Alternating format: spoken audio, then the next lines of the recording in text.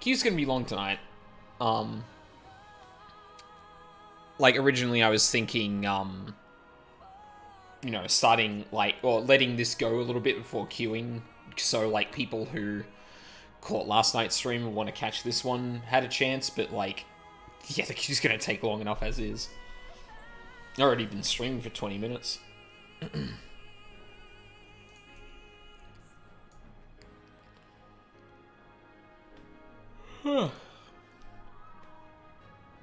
Aren't you guys raiding tonight? Or trying to raid tonight? Are you actually okay to jump in the tank queue, or...? Yeah, fair enough.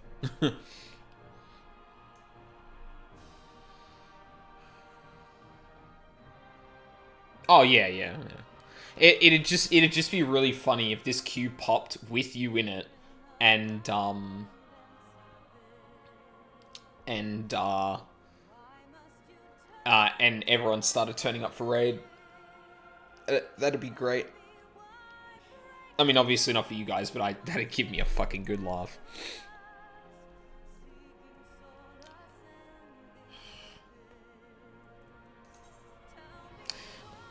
I'm not gonna lie, I'm kind of regretting not doing that last night, but at the same time, it was gonna go way too late. We're only missing Doey, he left for dinner, and you know how that goes sometimes. Yeah, that I do. That I do.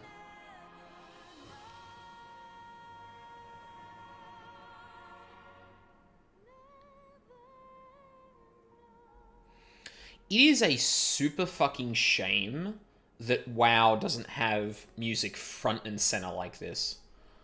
Because, like...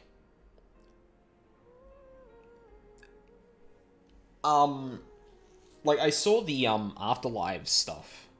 And it reminded me how good, like, all the art and music in that game is. But it's just not given nearly as much center stage as this game does. And I guess, like, part of that is, like, just the nature of it, but, oh man, there are some instances where I keep the music on max and turn off everything else. Yeah, exactly. You'd never fucking do that in WoW. Like, that's fucking unthinkable. And they tend to go for more, like, a very much a background music thing. Like, they're not putting themes for bosses and stuff in there. But, like, that feels like a real missed opportunity because their music department is talented as fuck.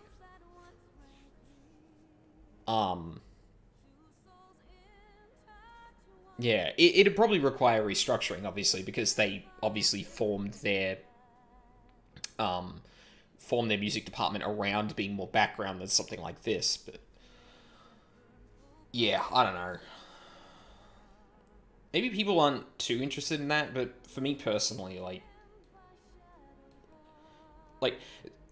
the fact that we can both sit here and go, oh yeah, we would never think of muting tracks in this game, and wow, it's just like, no, you have music on all the time. Like, fuck are you doing? Yeah.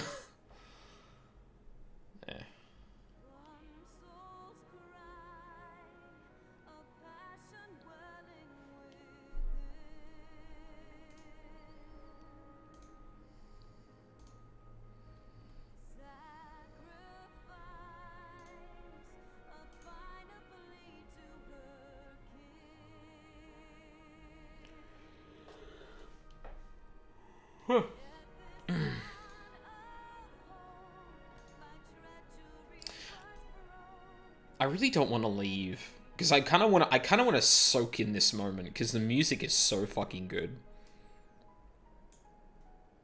I'll take in the scenery here, I think. Of course.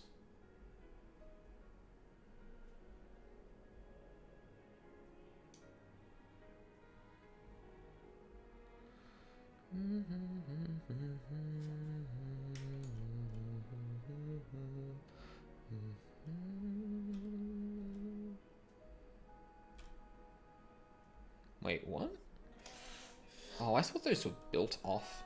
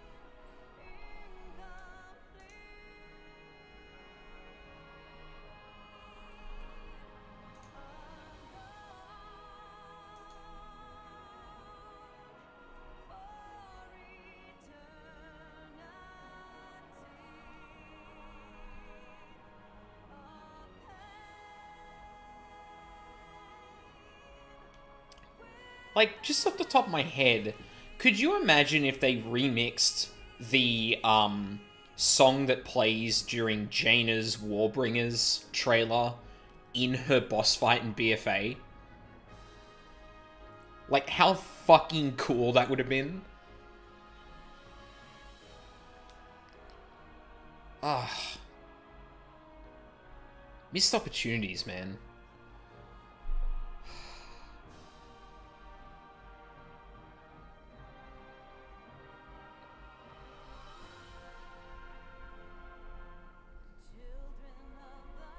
Fun fact. They did for a bit. Wait, what? As in the track that... But due to how WoW spell queuing works for bosses...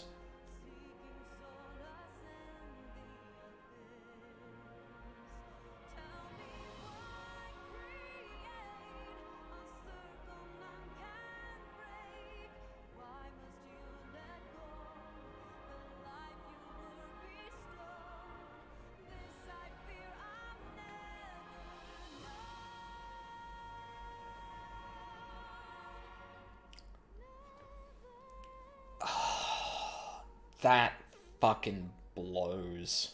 Like, I mean, well, hang on. Did they literally put that song in there? Or because it kind of just fell out of sync? Oh, man, that sucks. But also, I don't think... yeah, sure, beta PTR. Same thing for mid. Fucking, well, actually, no, that's not the same. But yeah, like, I mean, well, I mean, that's probably the problem. It was, the song wasn't written to fit in the fight. Like, that's why I said, like, a remix, right? Like, just take the general structure, leitmotifs and stuff of that song and fit it into something that kind of weaved it. But obviously that takes a lot more money than just shoving the song in there.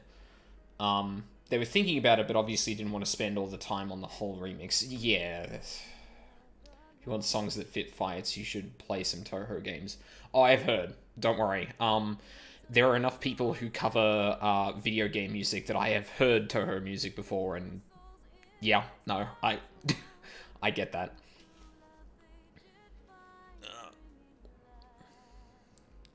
But I guess the reason I bring it up is not just because I think it's a neat thing to have during boss fights, but specifically when you're trying to build up encounters as grand, especially in MMOs, it seems like a real missed opportunity to not do something like that, because it lends more gravity to the situation, having the art give its thing by portraying this character as whoever they are and all their powers as huge, and giving it like background ambience and music to match to really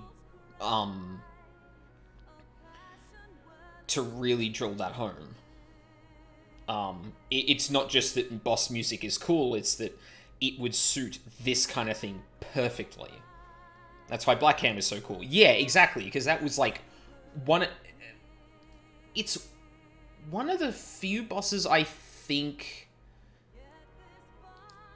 Actually, fuck, I can't even remember what that... Did that have a thing similar to Shiva, vary music for each phase depending on which floor you're on? Yeah, right. So it didn't have like a... Yeah, it had more of a Banjo-Kazooie-like deviation of the music depending on where you were in the fight, as opposed to like a direct, okay, phase 2, now there's this music instead. If I remember correctly, I'd have to actually go back and visit, because I do not remember the music to Black Hand's boss fight at all. That was a fucking lifetime ago. Yeah, but on Mythic it was all time, not percentage. Well, I mean, in Mythic if you weren't hitting the timers, you were fucked. Like, let's be honest, like, the prevailing strat kind of... Actually, I don't know if that lined up with that. But the point was that, like, Mythic has far tighter timings, so it let them cue in sound effects for the phase 1 floor collapsing or boss killing you all. Yeah. Yeah, and that works for Mythic, especially if you've got a boss fight that works really on, like, on,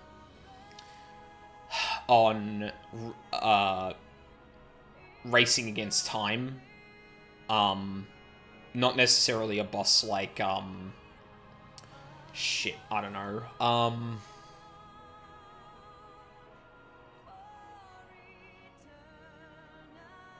trying to think of a boss that's really not that, but can't think of one off the top of my head.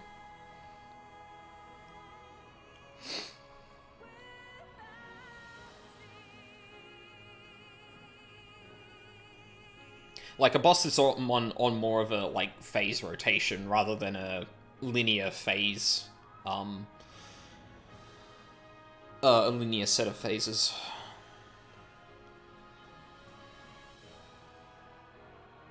Although on something like, yeah, they're mostly forgettable though. Yeah, I feel, you know what? There is one boss I feel like that actually would have been pretty neat on, and it would have been Gorefiend, in Hellfire Citadel, where the second phase is just burn the motherfucker. I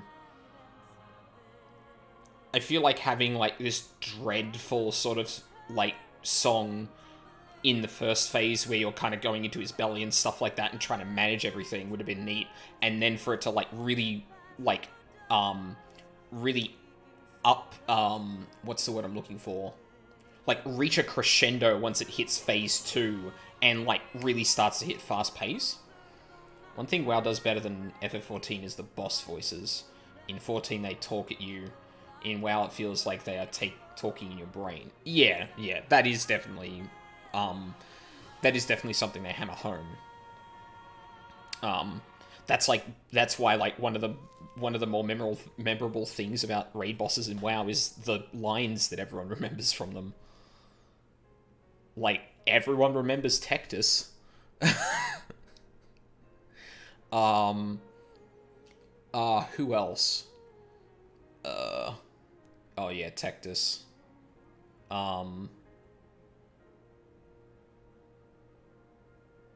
Fuck, I'm so far removed from WoW now that I can't even think of bosses that have, like... Rag. Oh, yeah, Rag, obviously. Archimon, yeah. Kill Jaden. Yeah, kill Jaden, definitely. Oh, the fucking, What was the penultimate fight in that raid? To Sargeras? The one where you're fighting the statue. Because I feel like I had a whole lot of his lines hammered into my fucking head. Oh, Gul'dan as well. Tomb of Sargeras. So you fought something and then killed Jaden. But I can't remember who... And it was like a depiction of Sargeras too? Avatar, yeah. That's right, that's it.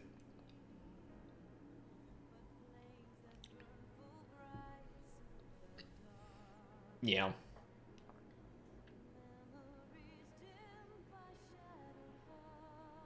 Yeah, like one actually weird thing about this game, particular to that, is that some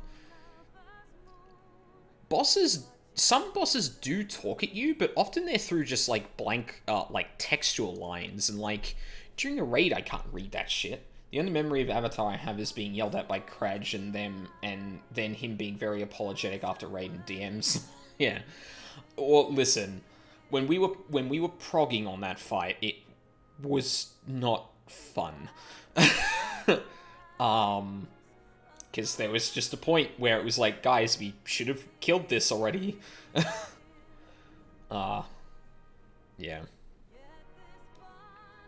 I mean, it was a wall in that raid for a reason.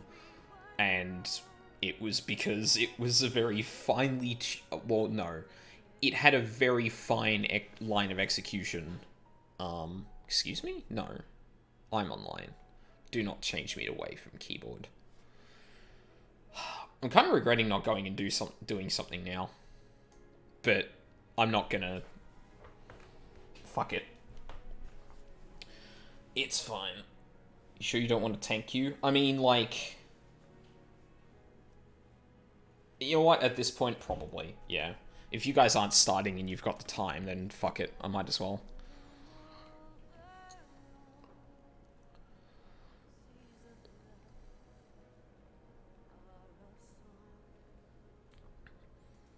And I've wasted too much time sitting here. If I leave now, I'm just going to immediately pop it and... yeah.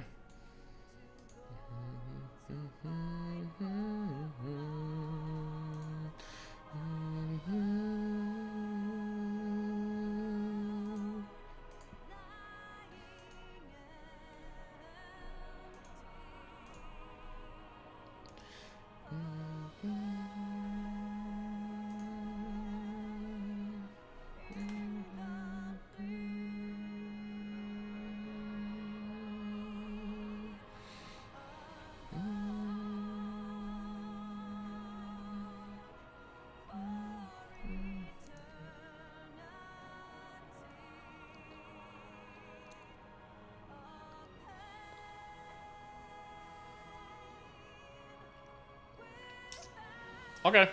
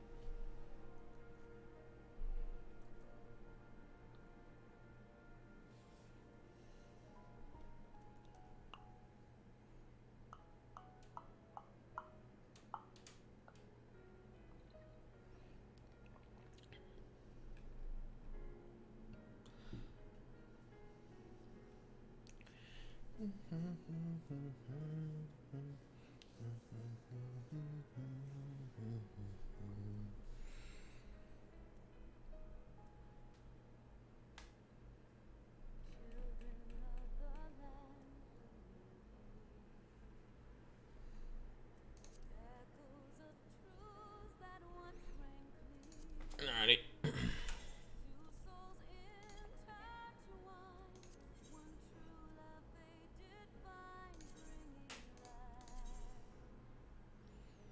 Oh.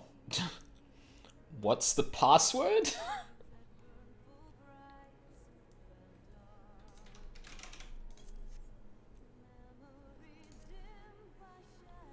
Nice. Oh shit. It's the raid.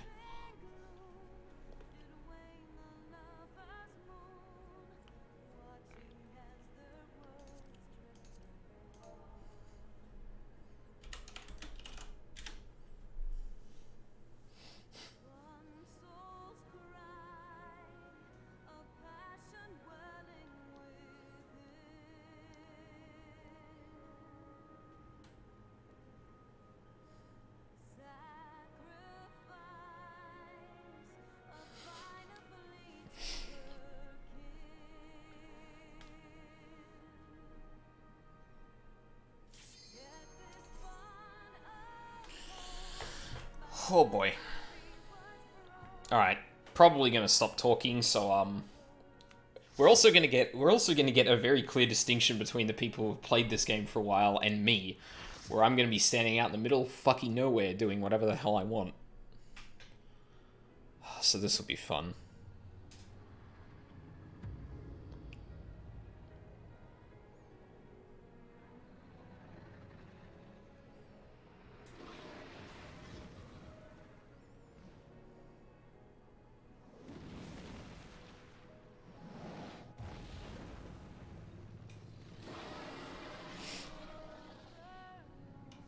Alright, fucker, let's do it.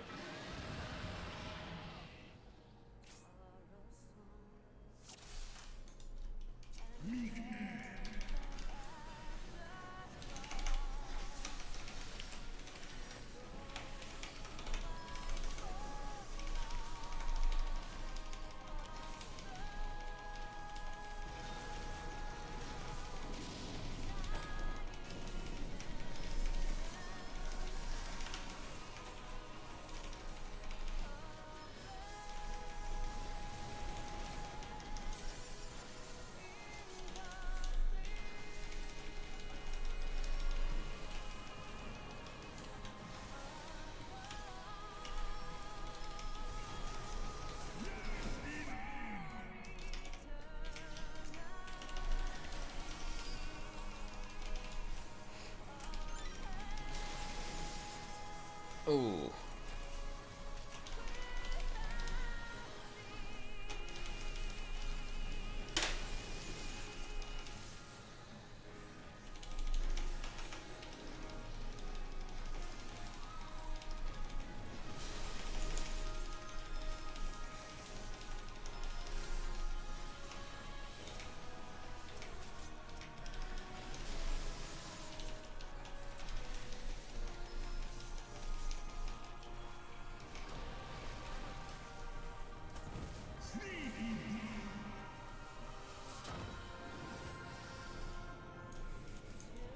Oh my god.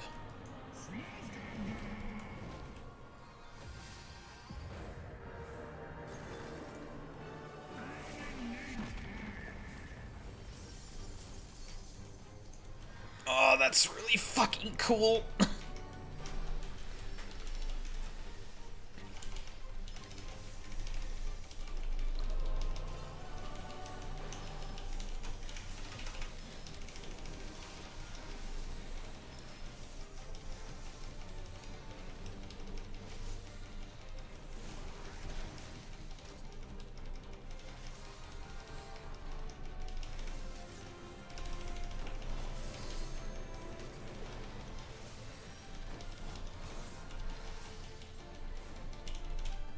Oh, shit.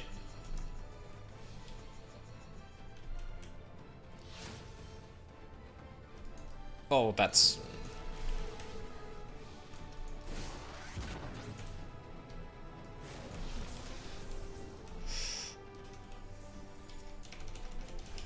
Oh, no.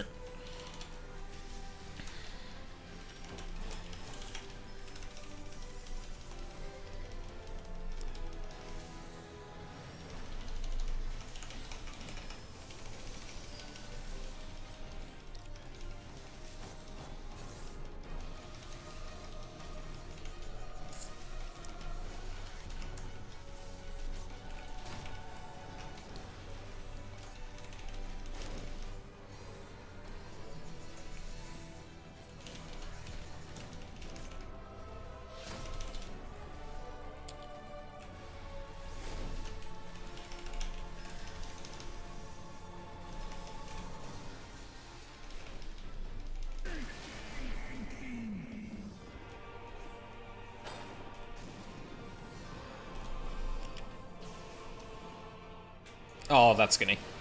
Fuck! Of course!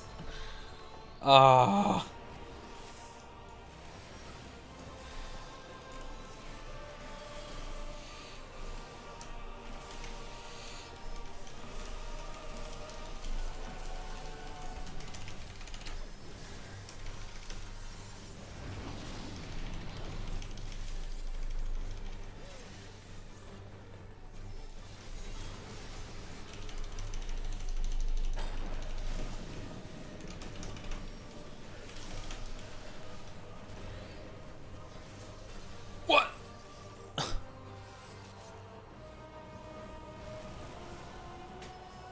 Oh, whatever.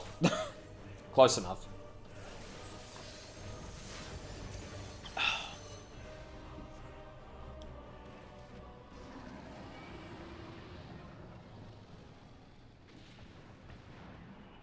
I feel like I was doing really well up until death.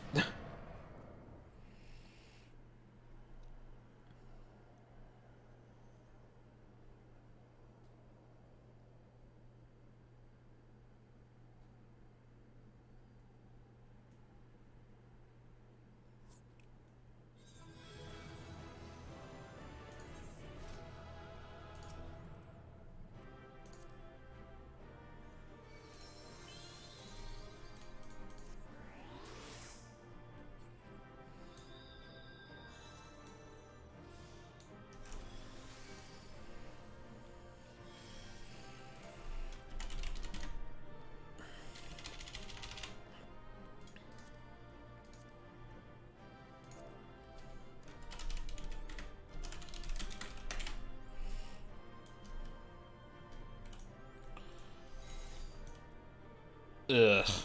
That was sloppy as fuck.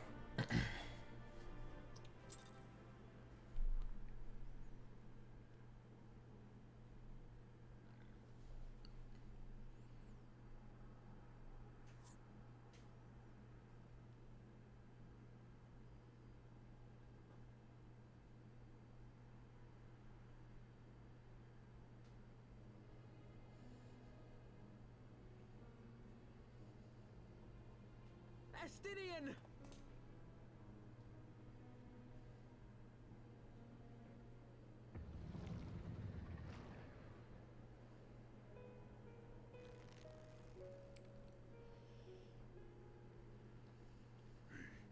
Is this to be mine end? Nay, I will not allow it. I am of the first brood. I am vengeance incarnate. I am Nidhogg. Thou shalt die by my hand.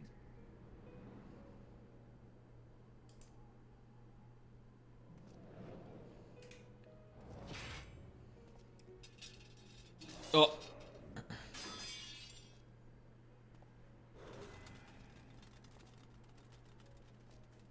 This is not your hand, worm.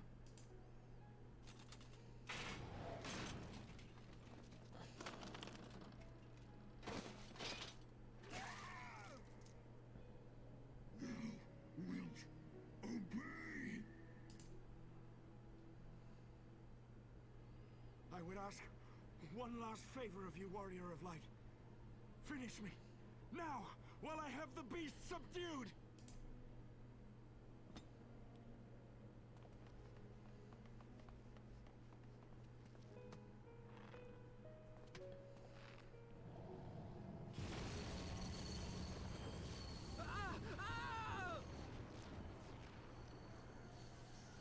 You waste your time. Kill me! It is the only way! Ending Nidhogg will be my final duty! No! You can't die like this! I won't let you!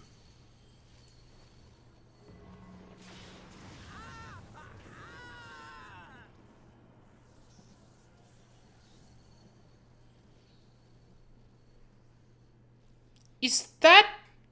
Oh.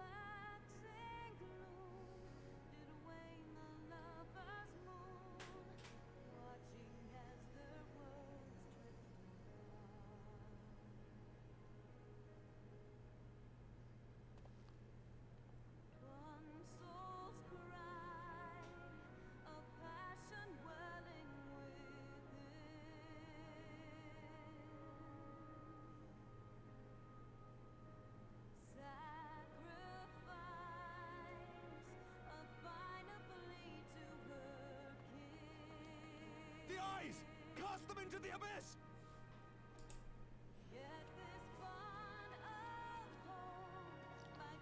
I feel like just yeeting them is not the solution to this problem. Alright.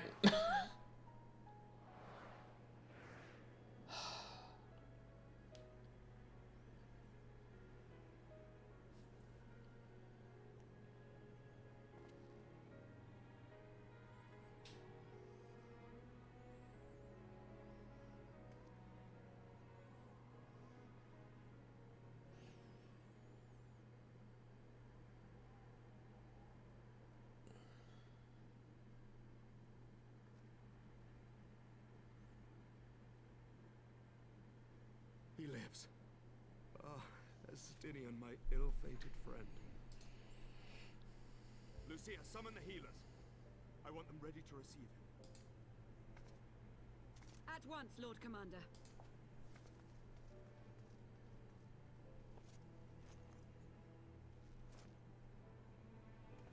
Allow me to do this much, at least.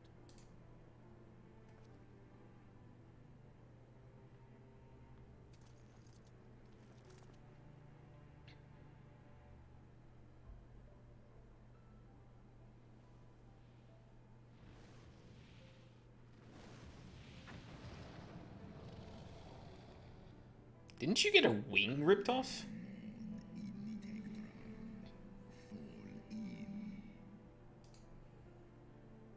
You have my gratitude, Hresvelga.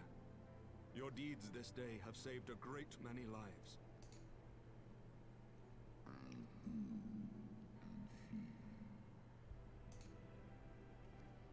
Ustra udin instra rare. An hesnesh.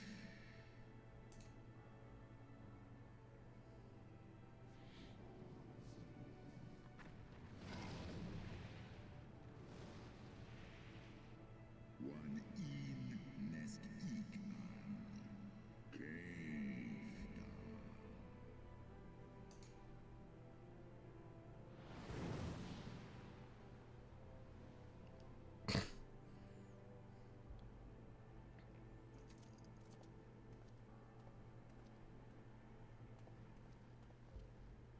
The battle is won. We can do no more for Estinian now than bear him home and wish him well, even as Hreysvelga did. The rest we must trust to the hands of the healers and the grace of the gods.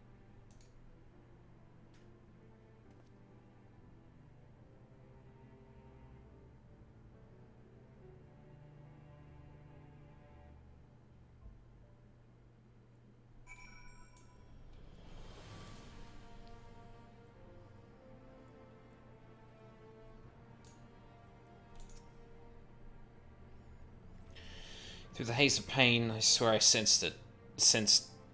But no. The past is done. We must look to the future. At long last, Nidhogg is gone, his foul spirit cast out once and for all. I only pray that Estinian survives the ordeal.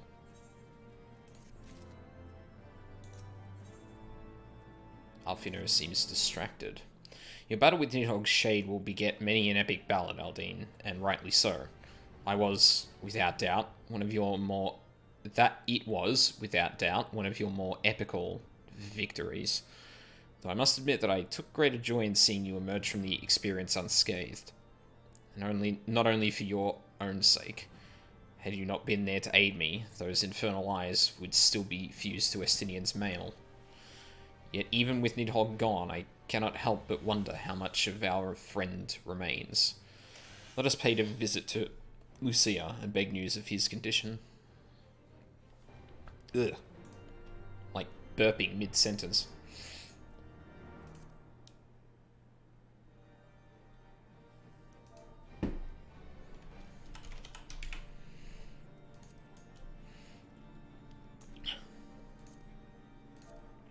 Whoa. How about no? Thank you.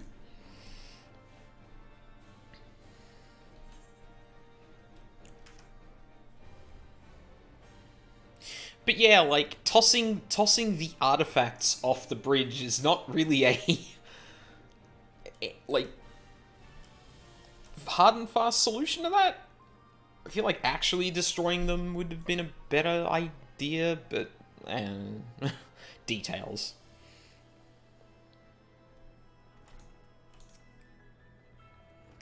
Aldine, Master Alvino, my honoured friends, as if winning Racevelger to our cause were not enough, you took it upon yourselves to rid us of his brood brother. I know not how to thank you. My own contribution was hardly noteworthy. The true saviours of the day were Aldine and Estinian. One triumphed over the Nidhogg Shade through strength of arms, and the other through strength of will. And speaking of Estinian, what news of his recovery? The Azure Dragoon was conveyed to the infirmary, where he now resides under the care of our hospitalier captain? I'm told he has yet to regain consciousness. But as you know, Estinian's mind and body were held hostage for many days. We must be patient and allow the process of healing to begin. In the meantime, you would do well to rest and recover from your own ordeals.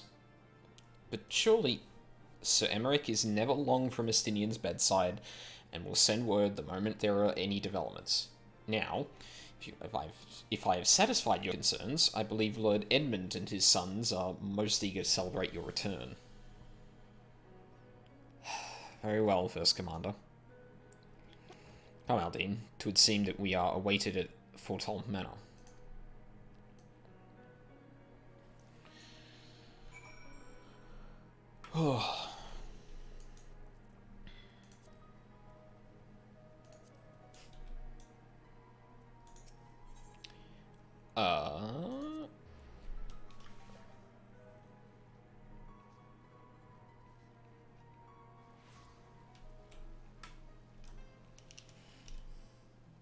And yeah, it was also very cheesy to bring back, Harchefon there, but I'll allow it. I think that was worth it, just quietly. I might be biased.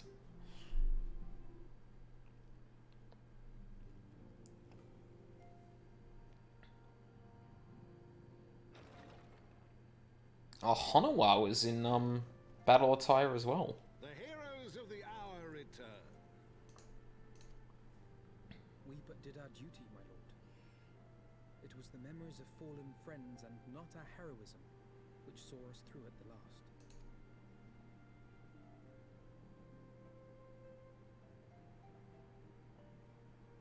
I gave every ounce of my strength. Mine efforts would have counted for naught had the warrior of light not arrived to challenge the great worm. As a sworn knight of Ishgard, I had hoped to do more for my city. Well, we cannot all be heroes, dear brother.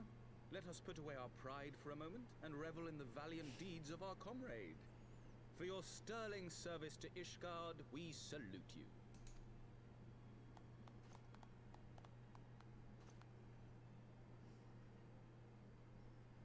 And while we're on the subject of valiant deeds, I believe I myself have earned some small measure of recognition.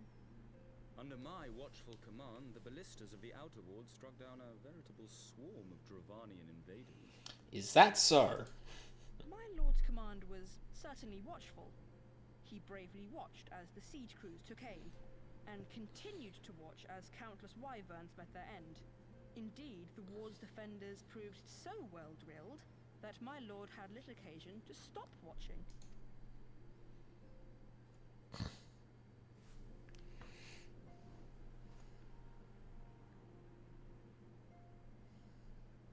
There will be time enough to determine who is most deserving of recognition later. Our friends are doubtless weary from their exertions. I had chambers prepared in expectation of your return. Shit. You are welcome to retire at your leisure. Sorry, that was probably very loud. I am most grateful for your hospitality, my lord, but I believe I shall pay a visit to the Temple Knight's Infirmary. Pray excuse me.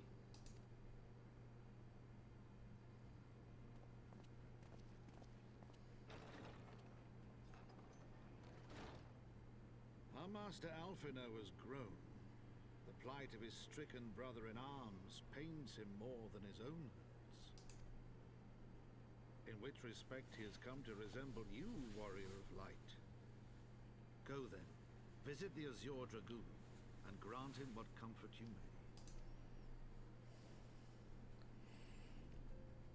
If he's even conscious at the moment.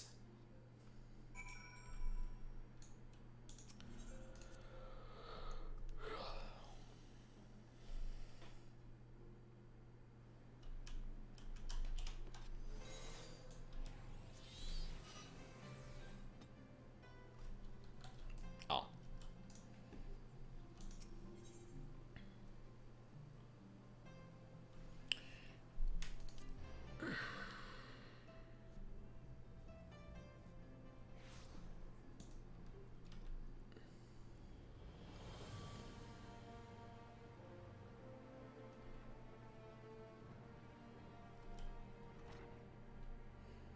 Oh no, Emmerich's out.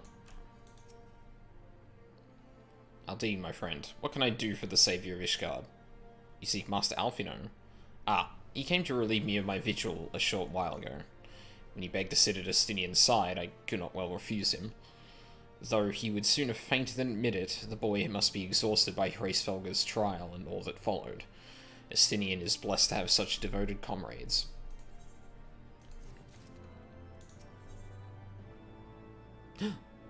Pog. And Litany of Peace. Emmerich appears lost in nostalgia.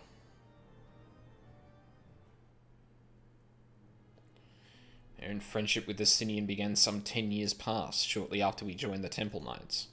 I learned his name soon enough, but Estinian barely registered my existence. I was less a fellow recruit and more a shadow which occasionally darkened his path. And so I might have remained, had fate not seen fit to intervene. While out on patrol, our company was set upon by a dragon, and we were the only two to survive.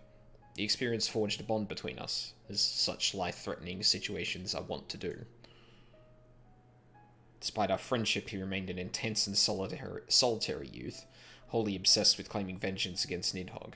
Revenge was ever at the forefront of his mind. Revenge for the death of his parents, and revenge for his younger brother. I would venture that in Alphino he sees something of his lost sibling. And in the ungentle, chilled chidings of Estinian, Alphino has found the elder brother he never had. Truth be told, Estinian's tactless observations have saved me from disaster more than once, and I can well understand Alphino's affection for him. He is a friend for whom I would gladly... Lord Commander, your presence is required in the infirmary. Estinian's trying to fucking sit up, and he shouldn't be. Is he... Tell them I am on my way.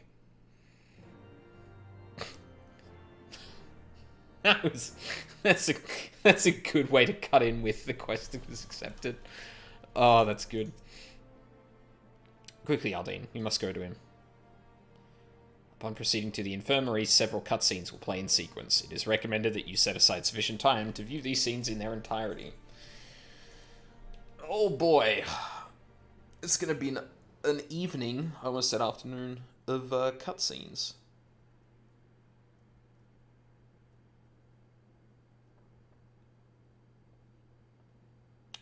That doesn't look good.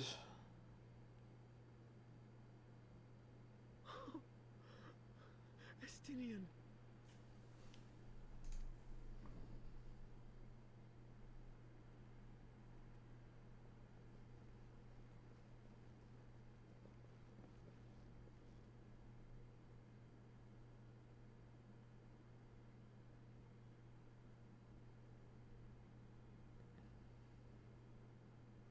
Oh, okay. Cease your mewling, boy. It grates my ears.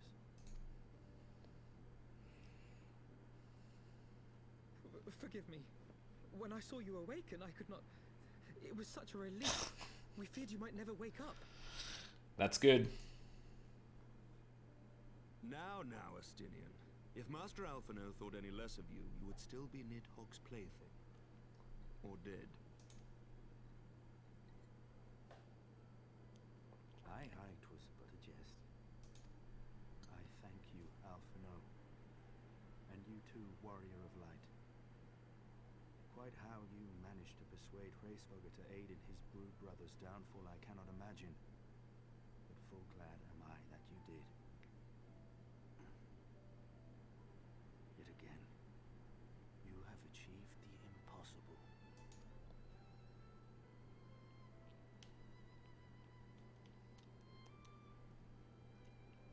I, for my part, owe you an apology. When last we met, I did willingly loose an arrow at your heart. Can you forgive me? There is naught to forgive, Hameric. You but acted in defense of Ishgard as is your duty.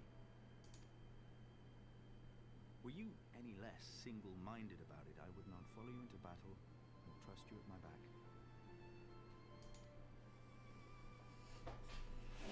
Besides, I had come to the selfsame conclusion, that I would have to perish for Nidhogg to be stopped. So let us dispense with the hand-wringing. I have heard enough mewling for one day.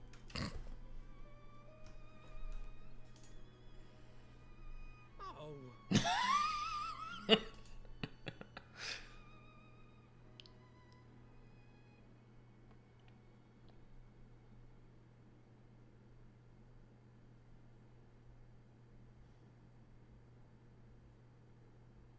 The tendrils of Nidhogg's foul presence bound up every fiber of my being, usurping my senses, but I yet retained some trace of awareness. I'm going to turn this up a bit. The worm's mind was as a vast and tumultuous sea. Endlessly its black waters churned, his grief and despair at Ratatoska's murder never calming, never receding. Driven by this surging current came wave upon wave of unrelenting rancor. It was the very image of my own heart. There I saw the dark reflection of the hatred I felt after Nidhogg slew my family, when no path remained save vengeance against dragonkind.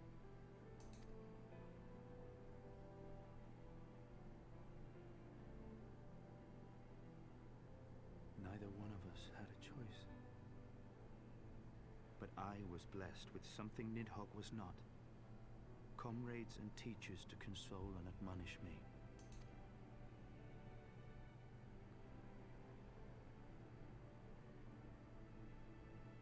Had I not had them to gainsay my obsession, it would surely have consumed me as Nidhogg's did him, and we would have been in all respects alike.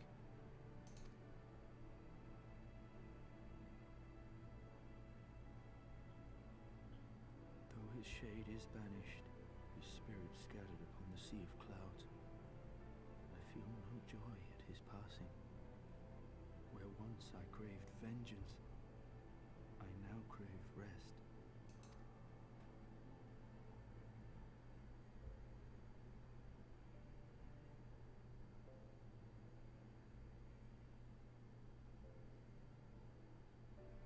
Lord Commander, my hunt is at an end. I would lay down the mantle of Azure Dragoon. My friend.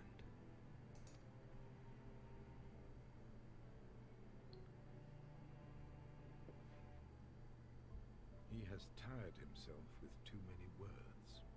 I doubt not that he will make a full recovery, but he must be allowed some few days of quiet.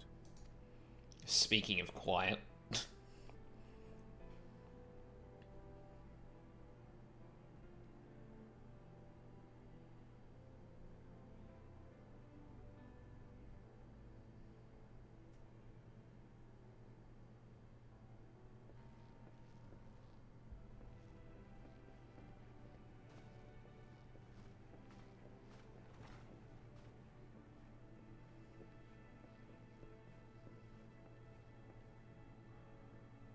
I too must see my path to its end. Sleep well, my friend.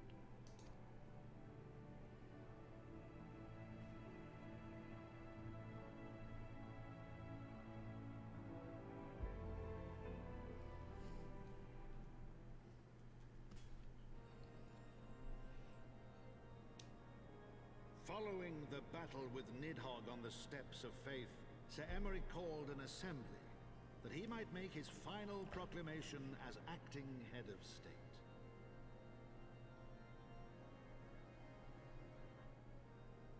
'Twas there, with one decree, that the 1,000-year rule of the archbishops was ended, paving the way for a new republic. The governance of Ishgard would now be placed in the hands of high and lowborn alike, their ranks represented by the newly founded House of Lords and House of Commons. Church was separated from state. The foundation for change had been carefully laid, and the reforms proposed by Ishgard's new government passed into law without incident. His duty done, Emeric de Burrell gladly stepped down from the Archbishop's dais, only to be raised unto the highest seat in the House of Lords.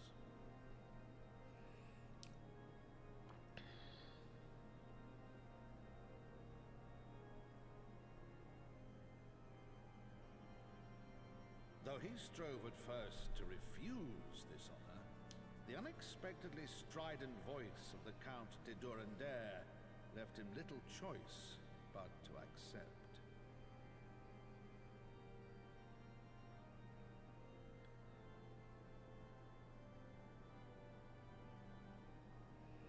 And so it was that the winds of gentle revolution came to stir.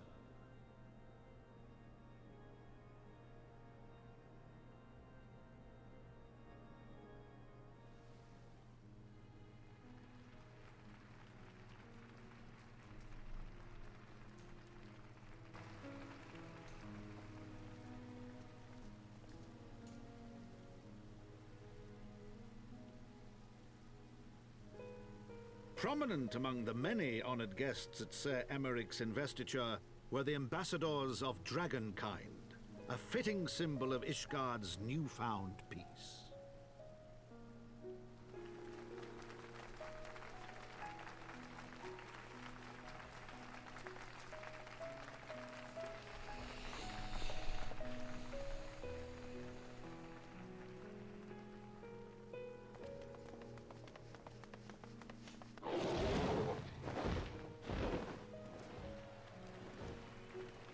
The people looked on in awe as he soared through the heavens on Dragonback.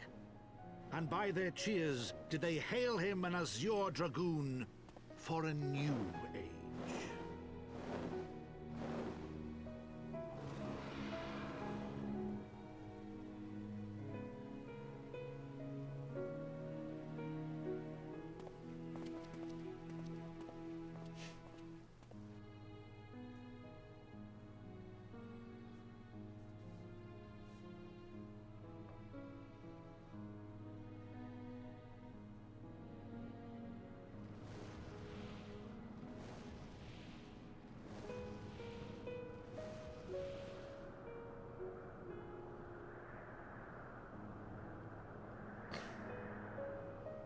Thus were the notes of the dragon song rewritten, the din of war giving way to a rising litany of peace and hope.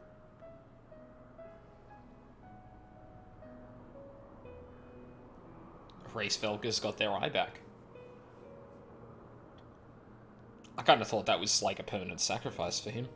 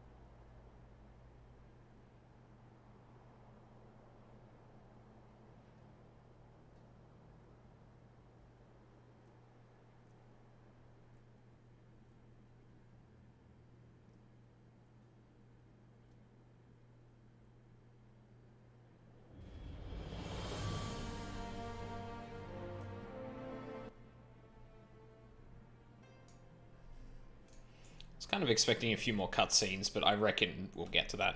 I'm probably going to bump them up for these ones because I'm probably not going to be talking during them at all, and they're like probably the most important cutscenes in the game. So I was gazing out at the sea of clouds in an all too rare moment of idleness, when I chanced to behold a certain hero wending his way through towards city on Dragonback. Welcome home, Aldine.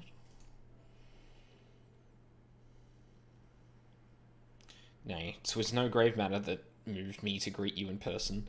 Between you and me, I merely sought a respite from the pressures of office. No sooner do I surrender my role as temporary head of state than I am burdened with a position of more permanent responsibility. I fancy that it echoes in some small measure the way you must feel when your improbable feats of heroism are rewarded with still more impossible challenges. The myth which guided our society for generations lies in tatters. Am I then to be scorned for building upon the system of nobility that I once sought to tear down? And what strange jest is this that places me at its pinnacle? An archbishop's bastard at the head of the House of Lords. Who's the head of the House of Commons, I wonder? Ah, but these questions are for me to answer. It is not in man's nature to change overnight. This I learned through painful experience, and it was this hard lesson which convinced me to take the path which we now follow. Even as we rebuild the bridge between man and dragon, so must we reimagine Ishgard, one carefully placed stone at a time. We must remember that it is not for us that we lay this groundwork, but for the men and women that our children will become. May their towers rise proudly from the fundament of our legacy.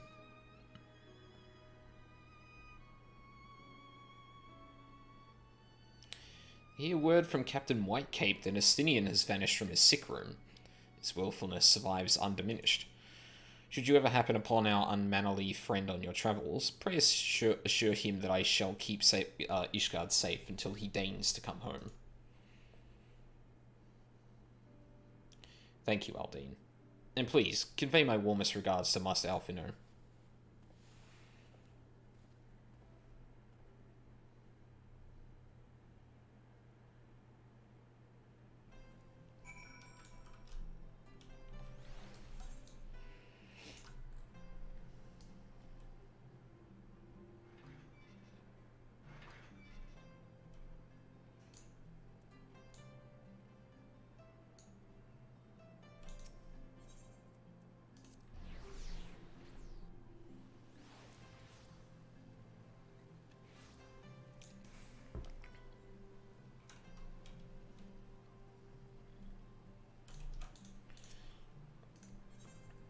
Yep.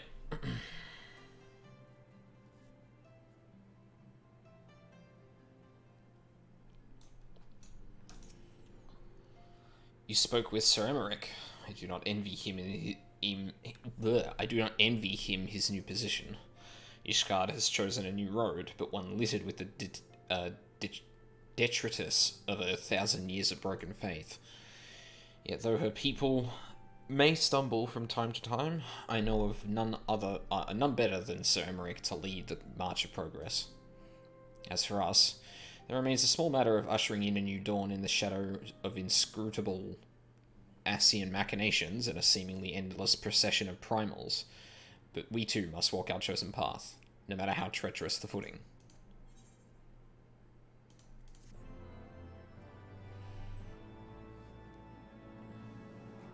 In the wake of Ishgard's government reform, new airship routes have been sanctioned. You may now travel to a selection of distant locales from the landing in Ishgard. Cool.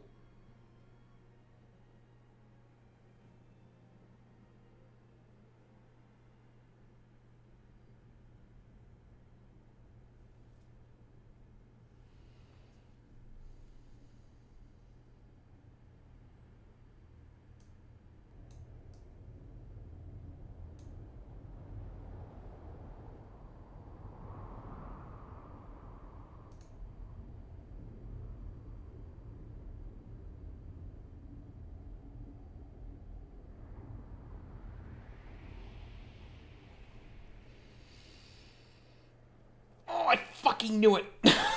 That's bullshit.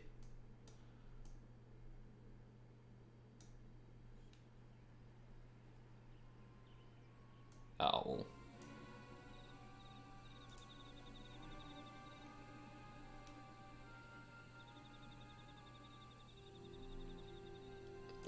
These talky bits, so I'm gonna put that back down then. I shouldn't really touch this unless it tells me it's gonna be important stuff, but... thank you, Blen Hairs. Nay, you need not remain there. We shall rendezvous at the usual place. All is proceeding as expected, then? Aye, there is not to concern us. Aside from one overly curious mouse.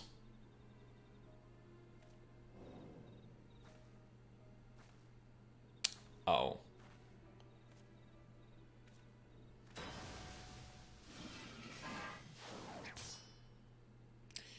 Hey, Thancred. This way.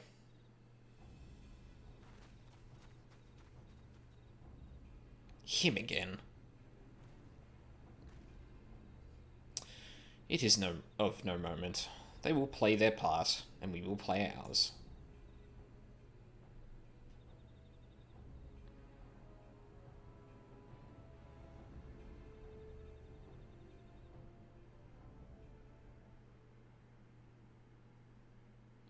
And thus did grey mists give way to azure skies. Man and dragon rise above, voices joined in song. But beneath shrouded bows, beyond the scope of light, shadow stirs.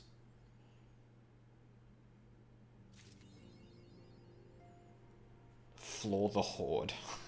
That's pretty good. Did I get the things? Yes, I did. Okay. I was gonna fucking say.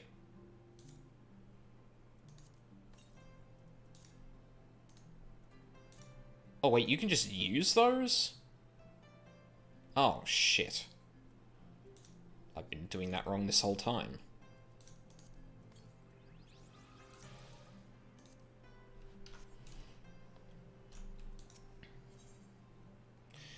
New day dawns in Ishgard, and the House Fortolm Knights has tidings for you.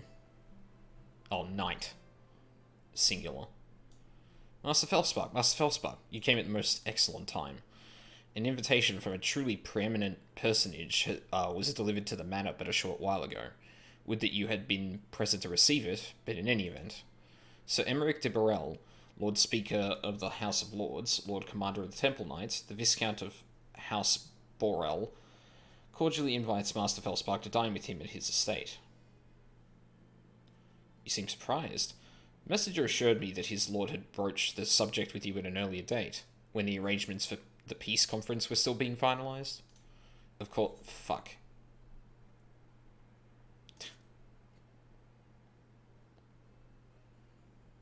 Indeed, who would not? You will forgive me if I seem envious. You shall send word of your acceptance to Borel Manor at once. When you are ready, pray report to the Astrologicum. They will have someone escort you the rest of the way. I do recall Emmerich saying something along those lines. It was a fucking while ago, though. What was that other bit of dialogue he said? Of course, the intervening moons afforded little opportunity for leisure, but with the happy advent of peace, 'tis plain the Lord Commander sees no further excuse to, no further cause to delay. What say you? Okay. Where are we going? Astrologicum.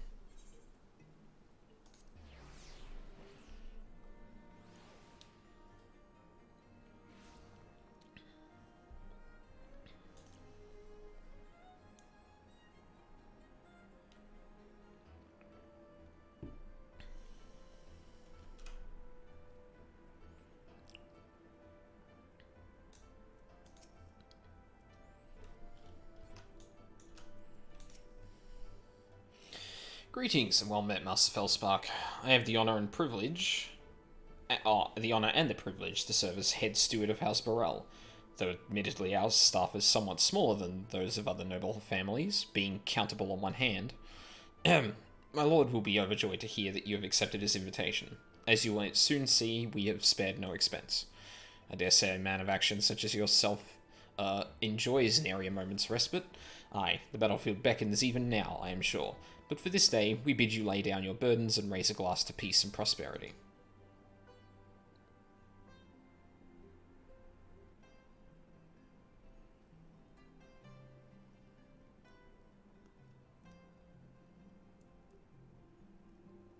Is it just the two of us? Oh my lord.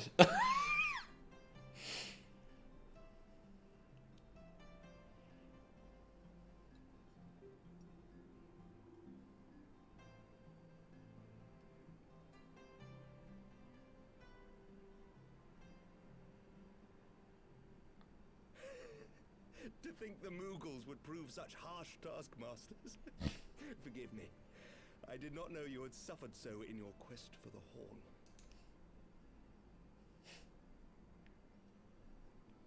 That is a very good story to tell in this situation.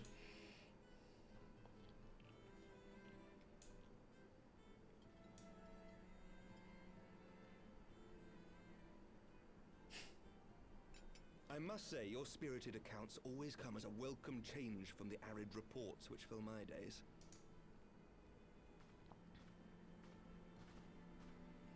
And the wine, sir. You know, the last time I was locked in a room with a really important person in a country, you know what's kind of funny? It's really appropriate that I refused to drink there, because fucking the last time I was given a drink by someone, and the time I was in the same room as one other person with someone pouring wine.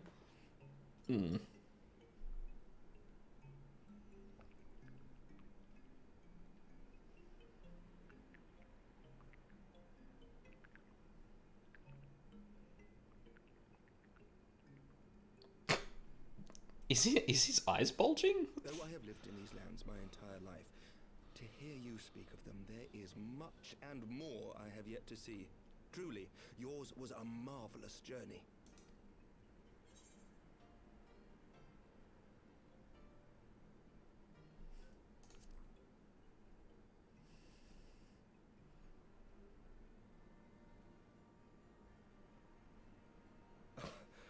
Well, truth be told, when I think back on the sweeping vistas of the churning mists, I do feel some slight pangs of wanderlust.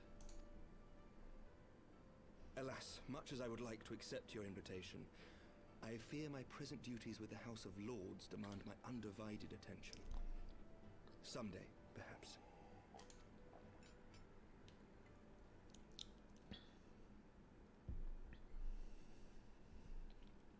By your deeds, you have helped us to lay the foundation for lasting reform. The formation of the Republic is but the beginning, for it is not only our system of governance which must needs change. We, the people, must learn to let go of our hatreds and rise above our bloody past. I only pray that I live long enough to see us achieve some measure of success, that I might know the lost did not die in vain. I can still see you there on the steps of faith, striding fearlessly towards the worm. If you could do that, who are we to balk at the challenges ahead?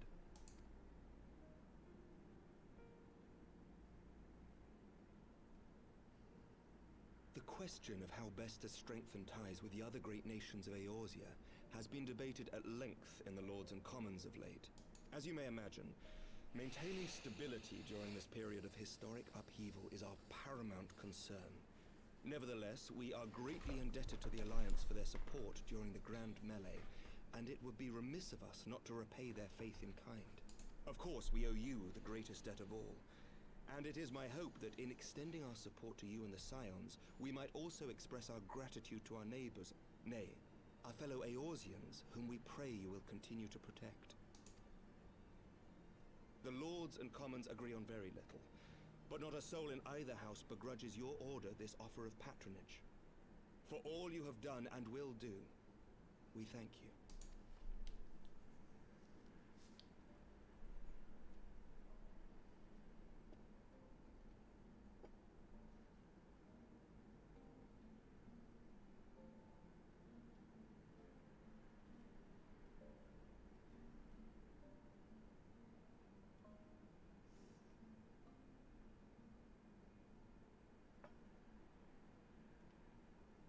ask a personal question? Now that the dust has settled, what will you do? Not as a scion, I mean, but what do you want for yourself?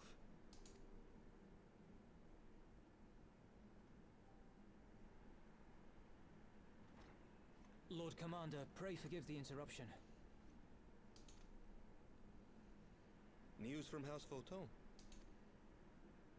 An urgent message for the Warrior of Light. I was instructed to deliver it without delay. Master Thancred returned to the manor a short time ago, bearing an injured maiden. Ah. Master Leveilleur and Mistress Tataru are tending to her wounds, but they like not her chances. Respectfully, my lord, they have requested the Warrior of Light's immediate presence. You must go to them, my friend, and I shall go with you.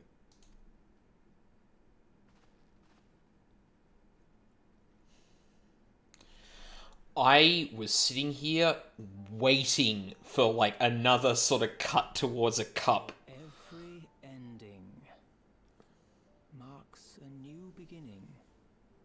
Is that Alphino?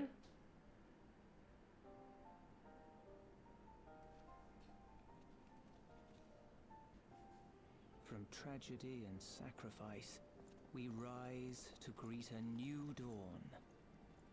As did he. No. Emmanuel?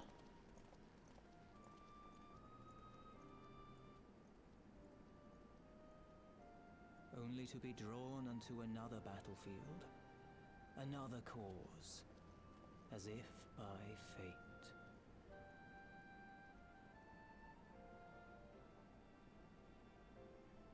Perhaps a character we haven't met yet.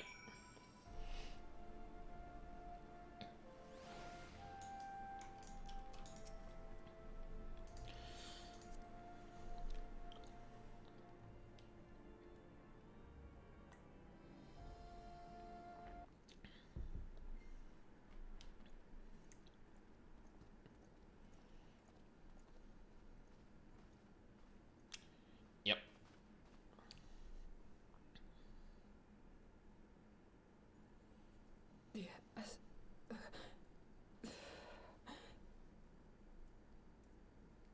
Is that... Alize, Alphino's twin sister. She ran afoul of the Warriors of Darkness. I had been tracking them since the ceremony at Falcon's Nest. Little did I know I was not the only one. Evidently, she had learned of their activities and attempted to shadow them on her own. Poorly. I rescued her in the Twelveswood, and together we fled north. But though I made every effort to cover our tracks, they caught up with us on the Ishgardian border.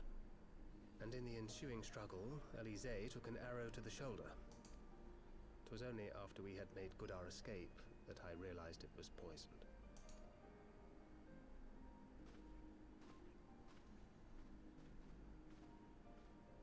Thank you for coming so quickly. And you, Sir Emmerich. Think nothing of it. How is she? We have done all we can for now.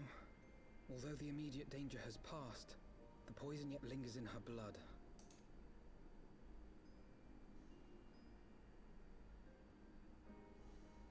We came to Eorzea together, hoping to bring salvation to the realm our grandfather gave his life to protect. But when confronted with the bitter realities of its politics and its petty powermongers, she was driven to anger and to doubt.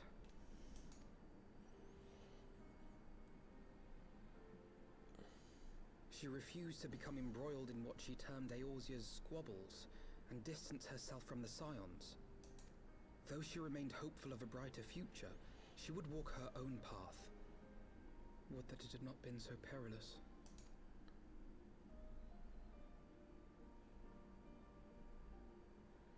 For all our differences, she's as dedicated as any Scion to the salvation of Eorzea. But more than that, she is my sister. To be reunited with her, only to lose her forever. Gods, even to speak the words. Man, if that is not an indication of how far Alphino has come since, like, the final interaction we saw between them, like, hey, newest girl, how's it going? So you missed some shit. Nidhogg's dead. So that's a good thing.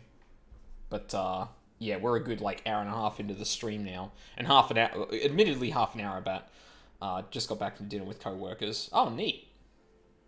Well, it's Friday night. That makes sense. Yeah. Can't go out for dinner here yet. But yeah, you haven't missed all that much. Half an hour of it was waiting for the queue to pop before, You did miss the Halchafong Ghost. Yeah.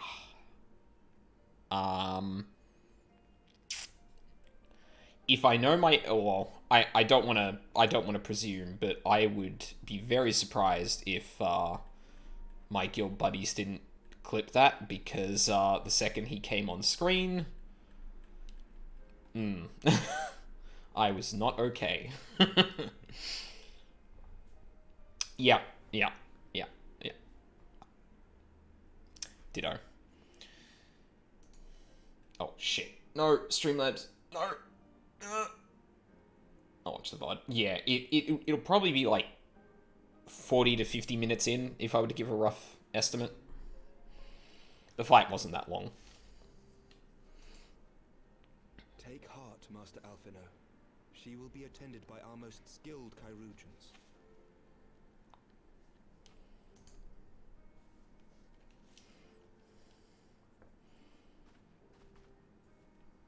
Bear Mistress Leveilleur to the infirmary at once. Apprise Captain Whitecape of the situation, and inform him that she is to be treated as my personal charge.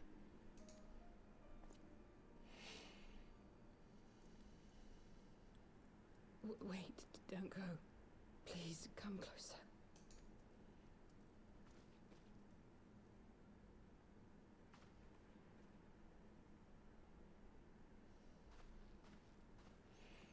Why does she sound so mature compared to Alphino? That's so weird. Their voice actors, like, fucking swapped ages. The warriors of darkness are in league with the Ascians. Slaughtering the primals is but the first step in their plan. They make for Zelvatol to bring about Garuda's summoning and to kill her.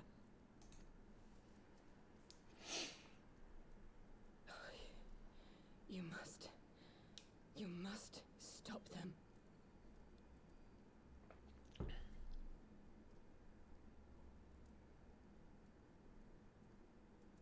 Huh.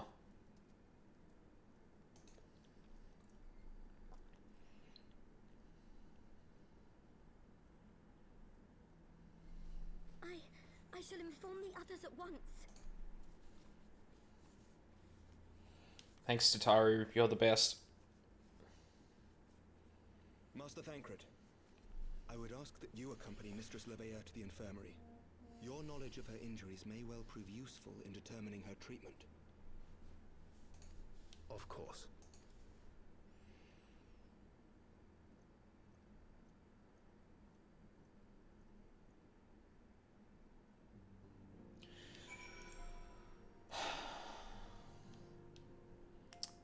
So we established that the Ascians... I think we're up to the point that we've established that the Ascians obviously want the primals summoned. And that they're basically teaching people how to summon them. I also made the kind of leap. Every time I tune in, there's someone with your hair on screen. Listen. A lot of people have asymmetrical hair in this game, Wiley. I'm sorry. I can't help that it's popular. My night's going alright. It's a Friday night, and I don't have to work tomorrow, so it's always good. Yeah, basically. Anime hair, ooh.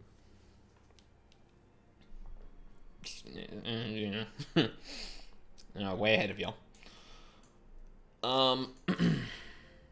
Right, so, we've established that the Ascians want the primals to be summoned. And that, it's part of their plan. They're teaching people to do it. There's Zuu Graffiti in the Tony Hawk remake. Of course there is. If there wasn't, I would have actually been disappointed. But, and I made the kind of leap that I reckon they either no one knew about this and only the Ascians knew and they introduced it to this world, or they created it. And I don't think there's really much of a distinction between the two. Either way, the Ascians are teaching people to do it. I'm curious what they mean by bring about the summoning of Garuda. Like, are they just going to shove crystals at the Ixal to summon them? Or have they found a way to actually just summon primals without that? Because actually, if they just needed to kill primals, all they need to do is just summon really weak ones and then kill them off. Like, you wouldn't have to go to the lengths that a lot of people have gone to strengthen the primals they summon. It's any wonder that they weren't doing that to begin with. Huh. Surely they won't let her... Yes, I know. We must trust in Captain Whitecape and his chirurgeons. Did they not bring Astinian back from the very brink of death? I'm uncomfortably reminded of how he mocked me for praying at his bedside for days on end. What say you, my friend? Shall we turn our attention to a matter whose conclusion we yet have the power to influence? Wow. Way to be a downer, dude. I'll take the money. Shadows of the First. As Alfino and many others know all too well, there is no rest for the righteous. Has that been basically the quest description for a couple of quests now? So the Warriors of Darkness and the Ascians are conspiring to bring about Garuda's summoning, that they might put her to the sword. Then, when we first encountered them in Loth Astnath, when they were confronting Ravana, God, has this been their aim all along? What do you intend to do, Master Alfino?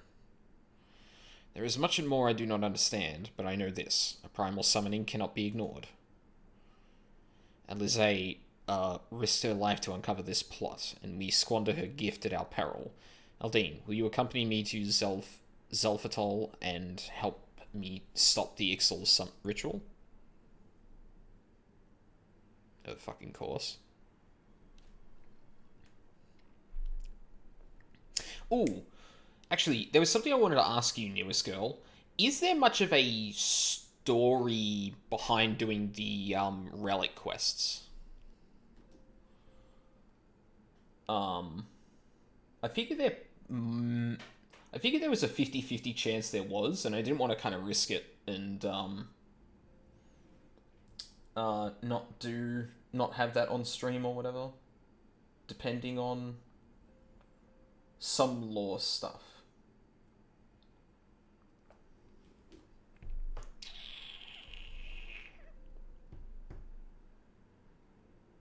It'd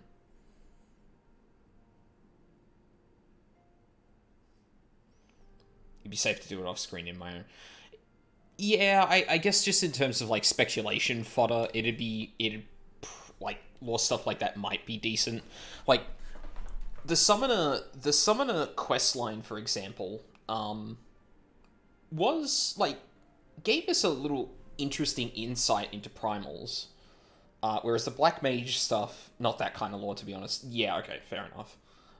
Whereas the Black Mage one obviously hasn't. And if it falls into the latter, then sure, I'll do it off screen. Or off stream, rather. Given that Ishgard shares a border with the Ixal homeland, we have a vested interest in the outcome of this ritual. We have been willing to suffer the Beastmen's intrusions into Kurthan lands to a point, but the summoning of a primal is an escalation we cannot abide. You shall have our fastest airship, Master Alphino. The mountains of Zelfatol are not easily traversed, and this endeavour demands all haste.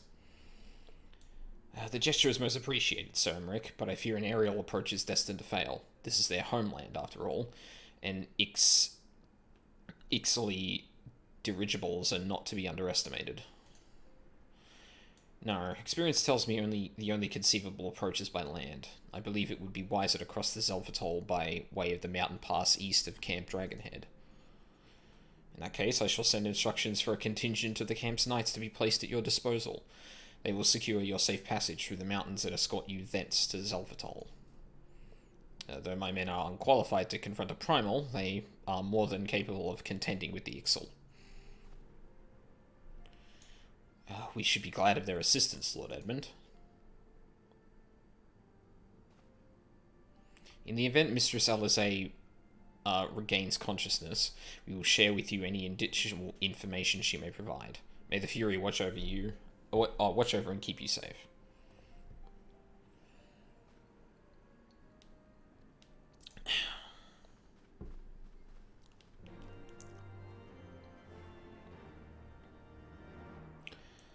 So, honestly, I would have thought I was that last bit was, like, the real wrap-up before. Oh, no, I guess it might have been, like, a 3.2. Like, the end of the Nidhogg business, but... Oh my god, why doesn't it just start like that?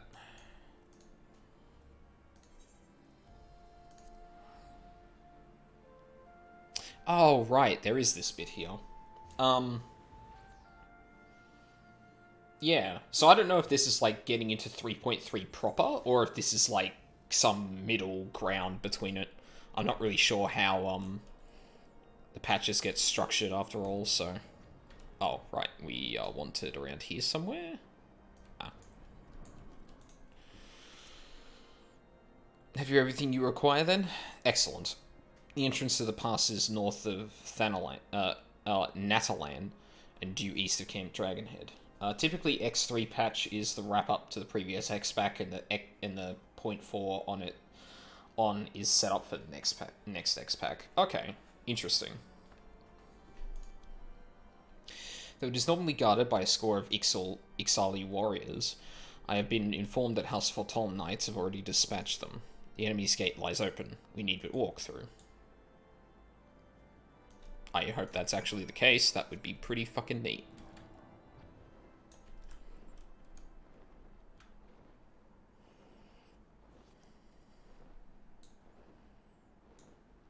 So was there a patch 3.4 for, or a 0.4 patch for,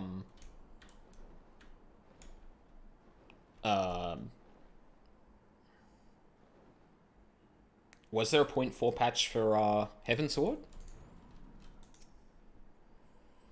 Master Felspark, Master Alphino. As you can see, the gate is ours. Be advised that our scouts are reporting increased activity around the first mountain. Simply put, they are up to something, and don't want anyone interfering. We stand ready to escort you to Zelfatol and aid you as you see fit. Given the numbers we are like to encounter, a two-pronged approach may be best. While the knights and I feign a larger attack to draw the Ixal's attention, I suggest you and yours attempt to slip past their defences and locate the site of the summoning ritual. If the gods are good, you should only have to deal with some few patrols. But if they are not, you may be forced to do battle with the Warriors of Darkness. You best start believing in...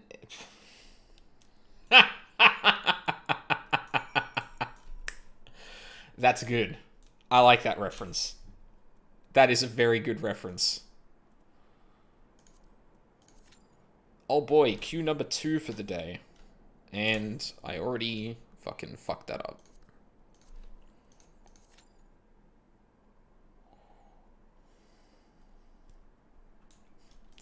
You best start believing in X.4 patches, Miss Turner. Okie dokie.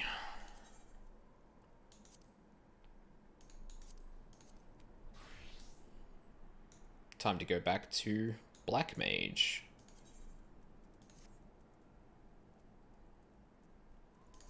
Did I really not... Oh, wow, that's embarrassing. Right. So I did the hunting log.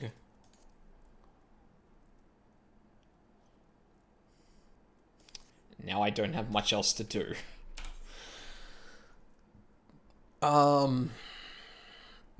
Where's my journal?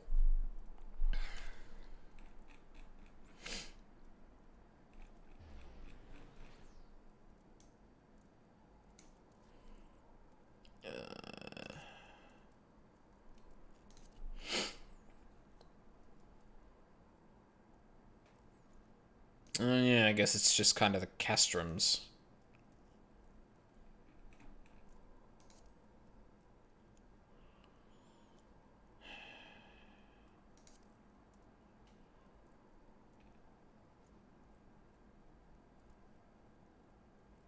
Yeah, and I got all the leveling dungeons too, so thank you. Never had the chance to make it before. Yeah, it's a difficult reference to work in. That is for sure.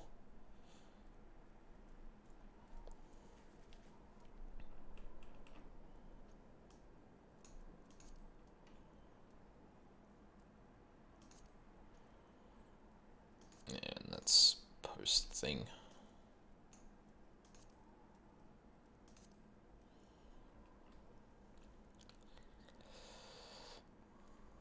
Path leading to the innermost sector of the Imperial outpost is now open. Confrontation with Ritter and Cess.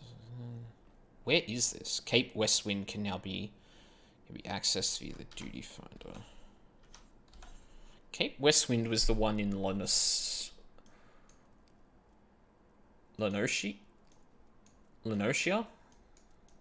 I think.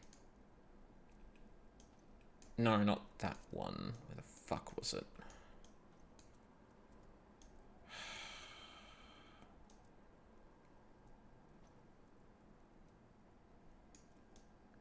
Am I an idiot? I thought it was out here. Oh no, it's Thanalan. It's out near bloody yeah, this is the one.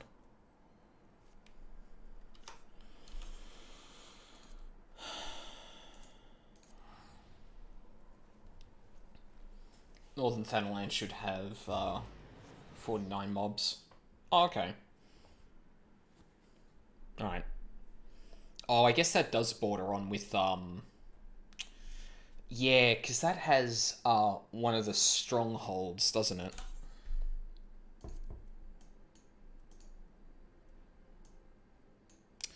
Yeah, Meridianum. Yeah, fuck it, I might as well go there then.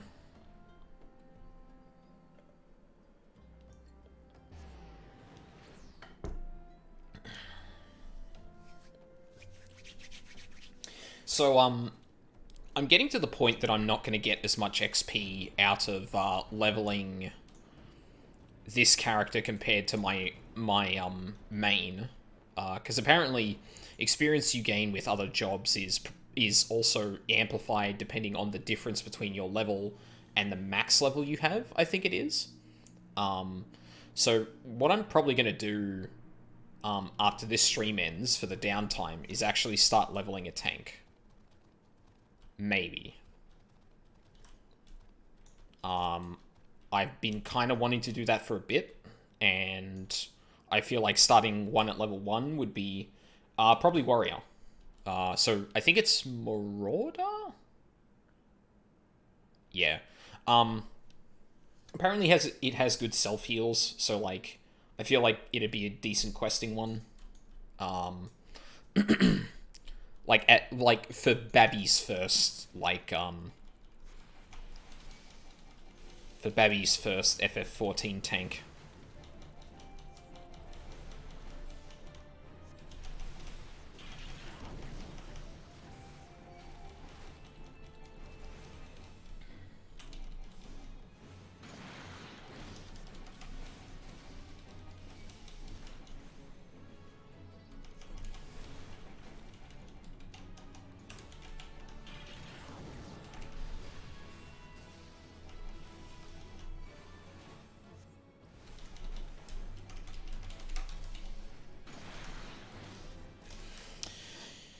Ooh, that hurt.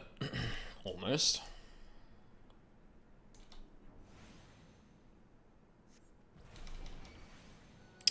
Rip.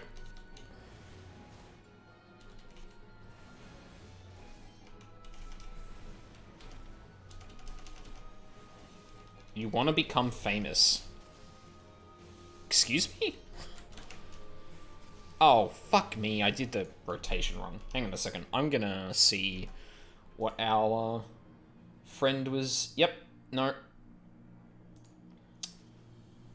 Someone offering big follows. But no. Get fucked.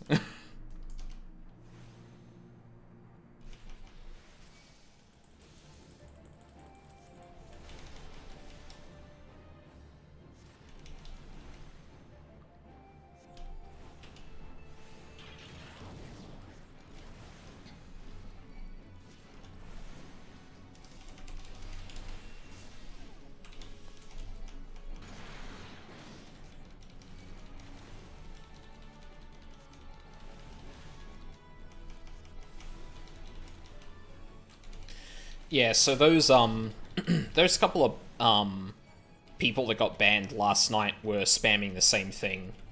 So yeah, I feel nothing for them getting banned. They deserve it. Spamming my chat with fucking stupid links.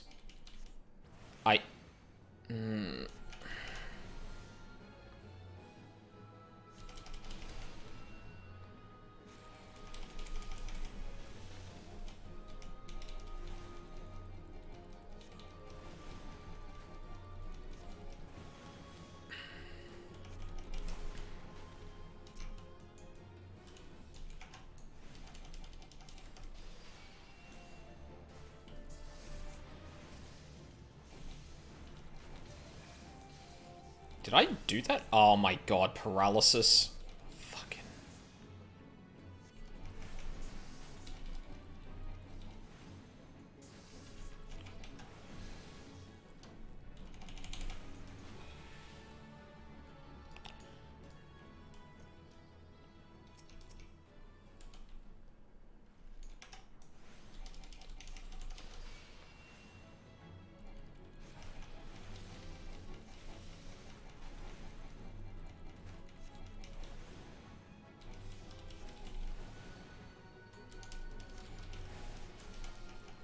Actually, they were only banned for 10 seconds. Hang on a sec.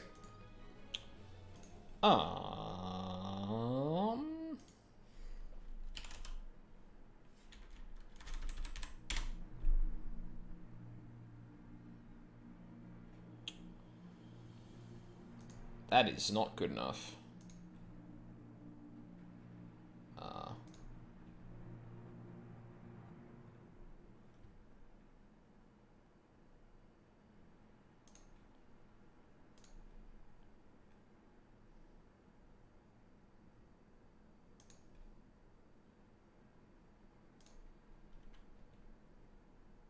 Yeah, get fucked.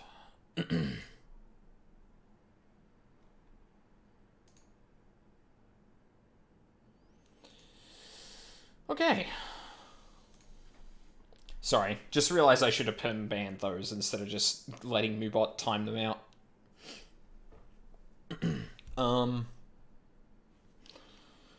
Did you ever decide if you want the HW Poetics gear? I didn't. Actually, that's a good question. How many... I do have a fair bit. Where do I get that gear again? No, not that one. I might have a look at how it looks. If I like the look of it, then I'll grab it, but... It'll shire, right. Of course.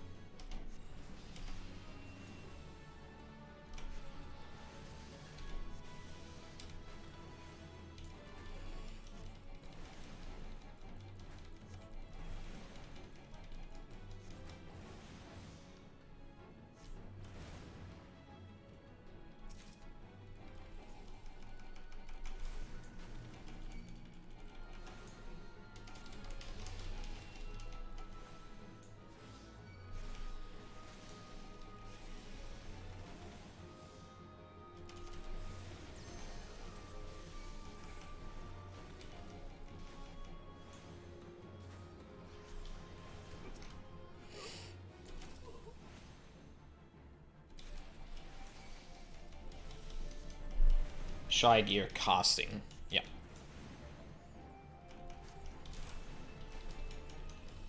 No problemo. I am not casting the right thing.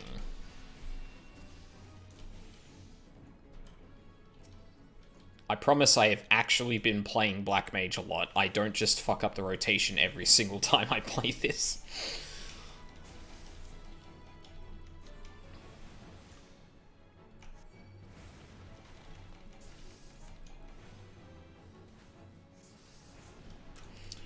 I should probably be trying to do, like, fates and stuff like that, yeah. I don't know why I just started doing that, but... I should have figured there'd be fates that I could do at 49. If there was 49 enemies around here.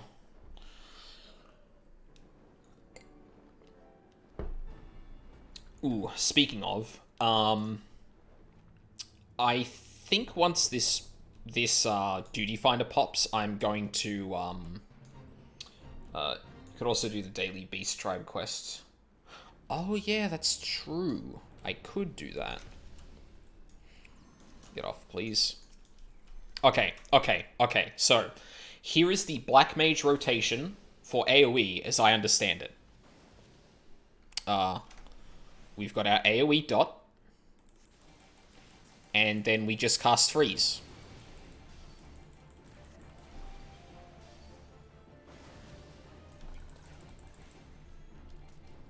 And freeze. And freeze. And freeze.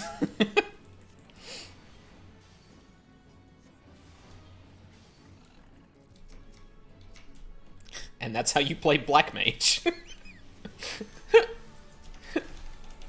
I looked up a document that was like, here's some like good leveling rotations, and when I arrived at this level, it was just like, just cast freeze. Keep Thunder 2 up, cast freeze. That's literally it. You don't have to do any of the complicated, like, oh dear.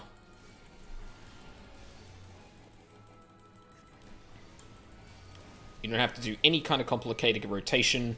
You just cast freeze. Over and over again. Now, granted, this works as long as you're not getting hit by melees. And...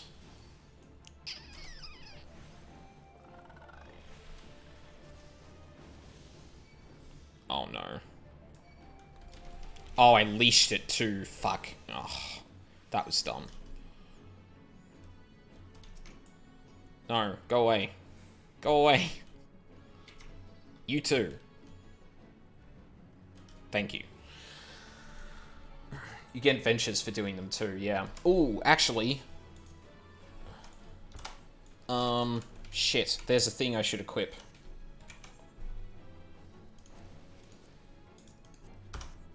Oh. Can I really not do that in the middle of it? Fine. Wait, have I still not left combat? What the fuck?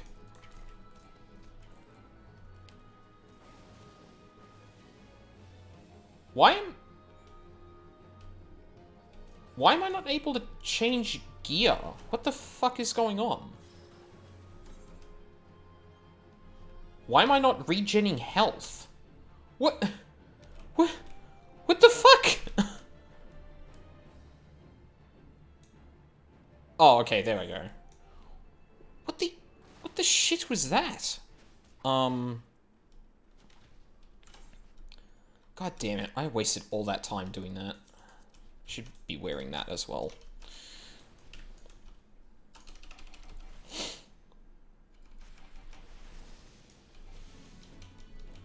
So yeah, I think pulling 3 things as a lone black mage might actually not be good. Surprise, surprise.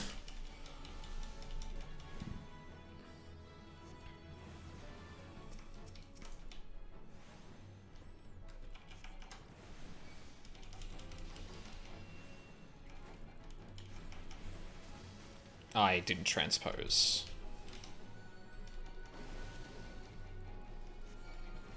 Why does transpose make me think of a math term? Or make me think math term?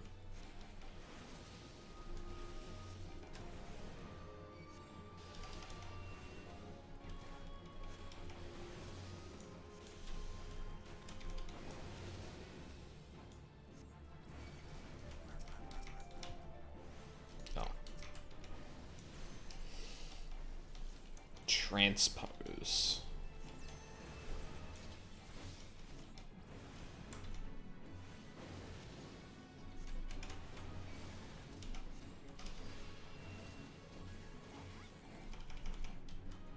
Ah.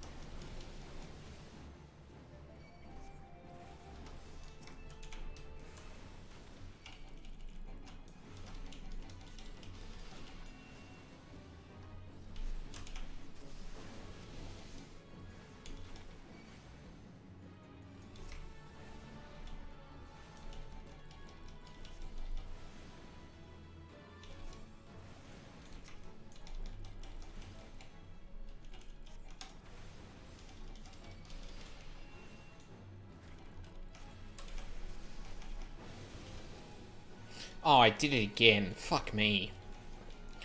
I'm on autopilot. I'm on autopilot anytime I'm in an ice phase. It's not good.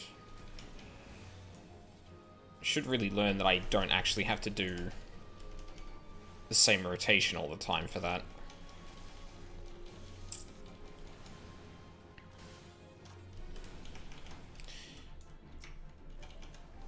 I mean, I could use a level 50 ring, but like, well, I guess rings aren't really all that great. I imagine, obviously, they're necessary for, like, endgame gearing, but, like, I feel like here it's just kind of whatever. Nice. And I didn't get a fucking coin for that. Great. The Red Baron. Well, that definitely ain't me. That is just an automatically... Nope. I can't do that shit. What's up here? Or donor. I can go and check if there's any fates to do up here.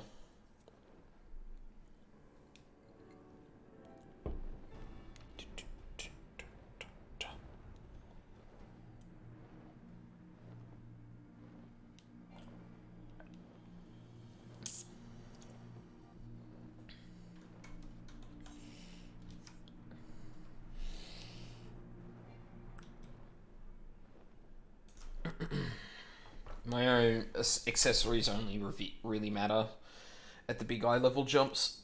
Yeah, that would make sense. Because they're just, like, secondary stats, and they don't really vary all that much level to level by the look of it. At least last time I looked. Yeah, this is probably worth doing. Unless it's a boss. In which case, you can fuck off.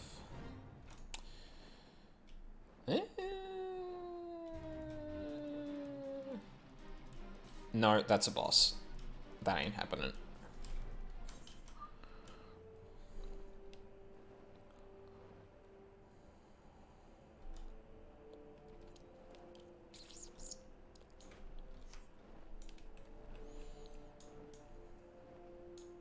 I didn't know this place could be under other weather conditions.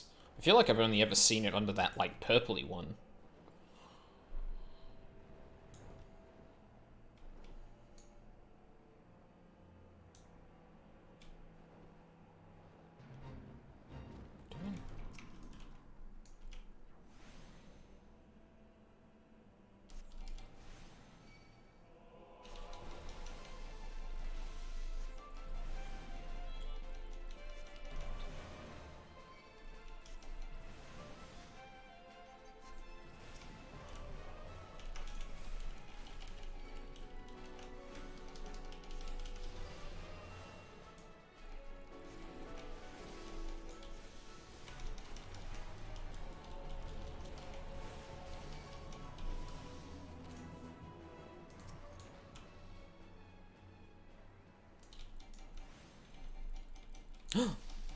Another black mage.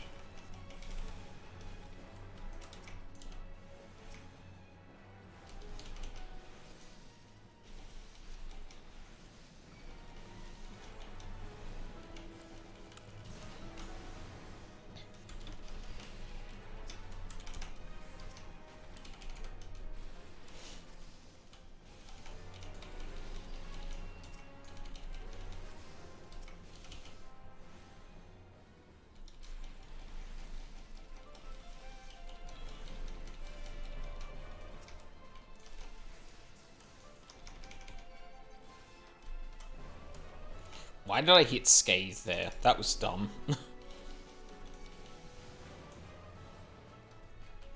Oh.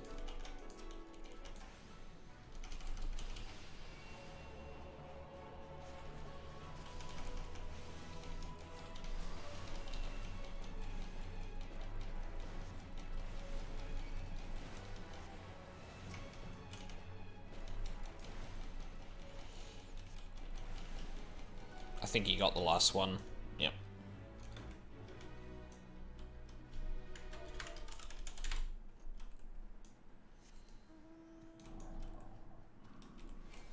Oh my god, there's 3 fucking black mages here. What the hell?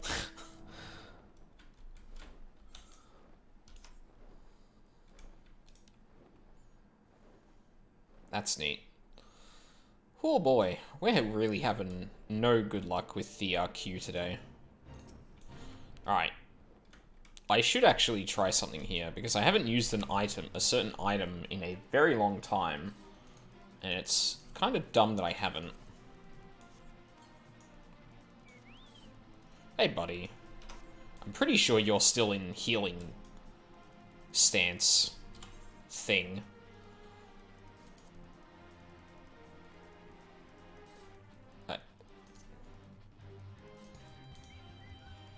Yeah, okay, good. Alright, let's go.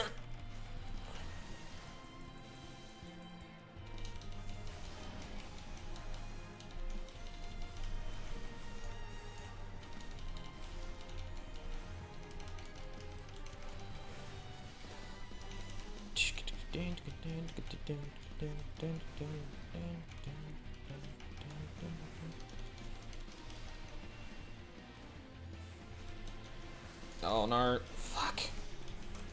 I'm so lucky I got a fire starter proc there.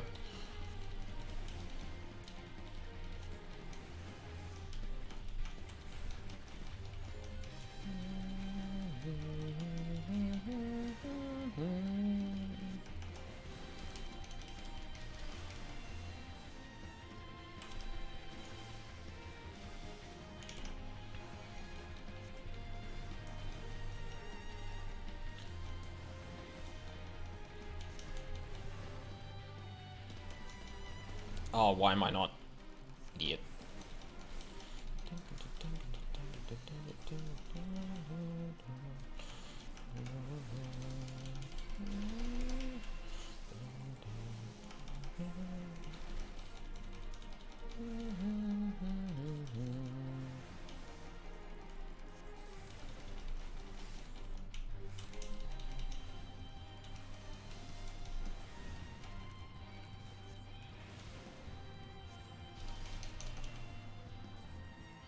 Oh, come on, buddy. I believe you can heal me better than that. Oh my god, he just needs to keep me up a little bit longer. Oh, no. Fuck. Oh, okay, no, I gotta bail. That's not gonna work. Fuck! It was so close. It was like 9 seconds off another mana ward. Oh. Okay. Make him tank. Doesn't that mean that he'd, like, start dying, though? I feel like I wouldn't actually... I feel like I'd have to feed him shit to do that. But I guess I may as well try it. Like, I've got time. Companion skill level is too low. Oh. Where do I view that stuff? God, it's been so long since I used that. Is it... No, it's not Chocobo Saddlebag. It's,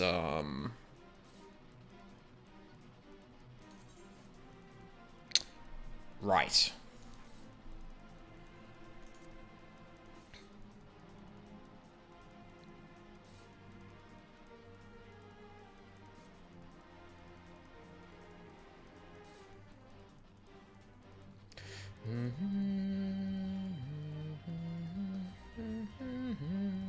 Oh, it has a buffer, so you can, like, spend two of those things to get it to thing.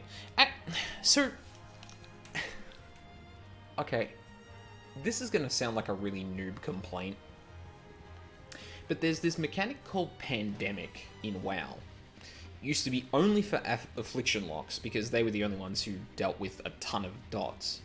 But essentially what it did was,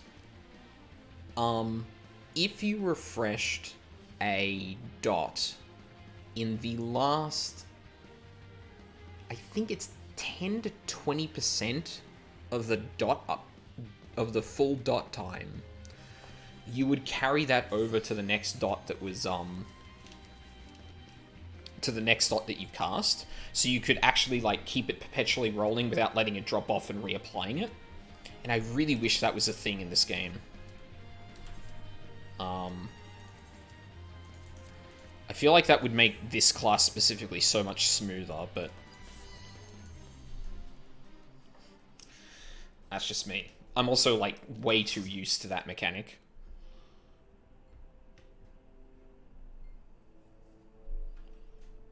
Actually, what percentage is it? No. Pandemic window.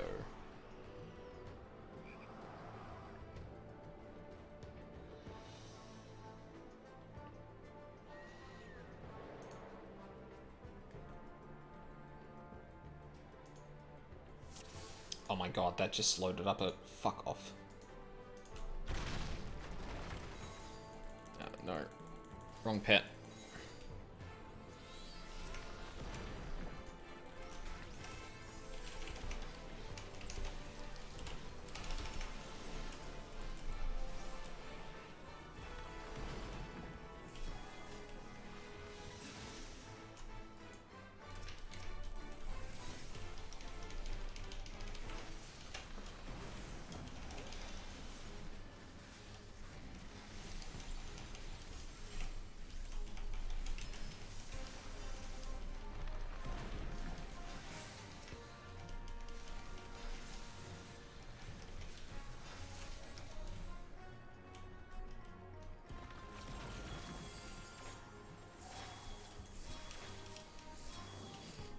I don't know what it is, but every Gunbreaker tank seems like the most, like, gung-ho motherfucker in these dungeons. It's actually kind of nuts.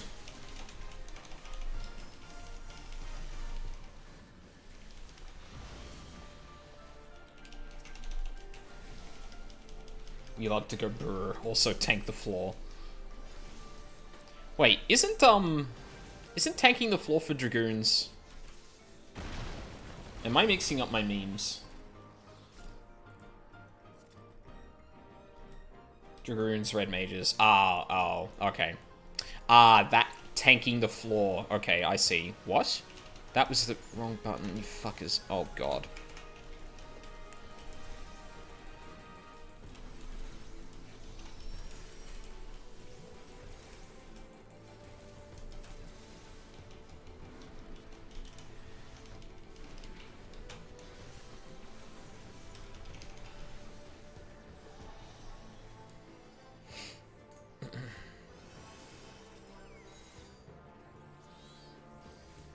Actually, that might not be... Yeah. That is not, in fact, a boss.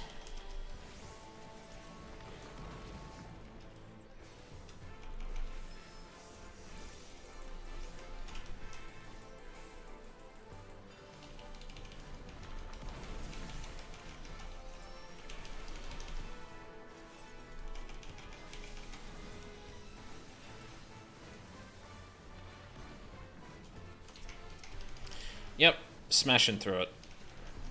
Although, to be fair, after the final steps of faith, there wasn't really all that much between me and this, so... Ah, there we go.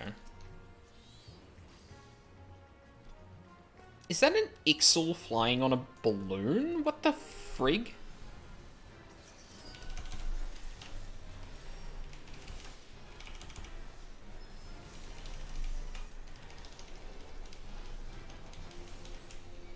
Fucker.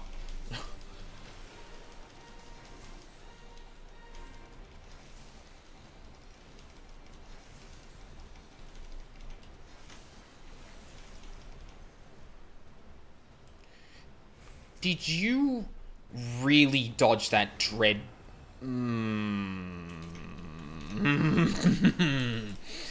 You little shit.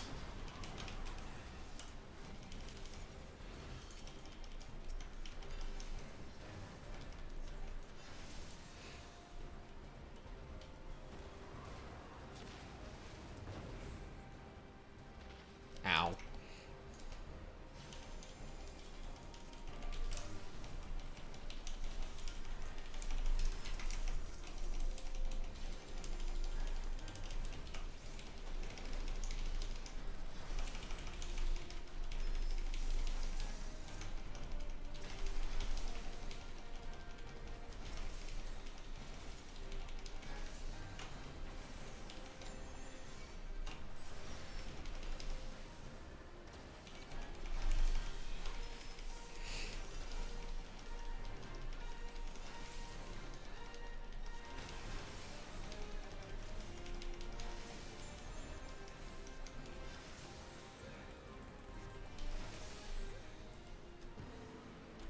Nice.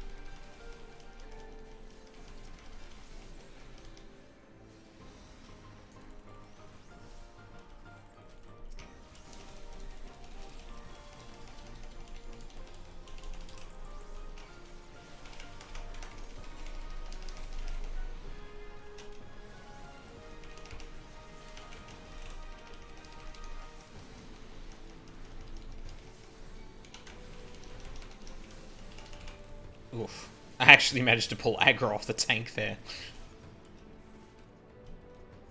To be fair, probably wasn't just hitting that one. I doubt I'm actually doing that much DPS, but... yeah, you never know.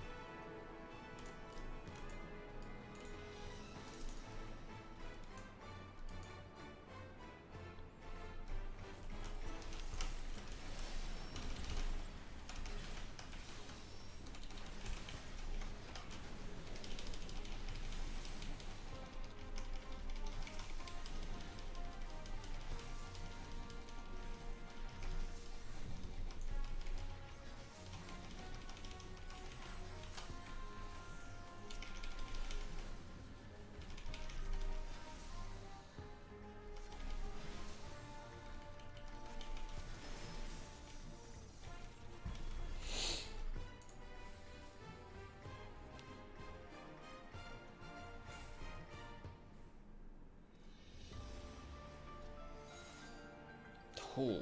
Okay. Totally.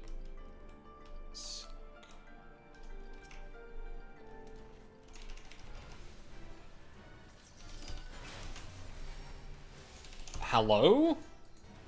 Fucking dumbass.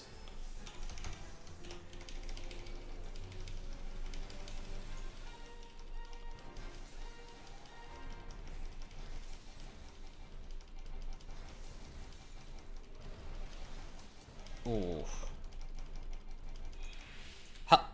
Oh my... Hit me out of fucking range, the bitch. Fucker.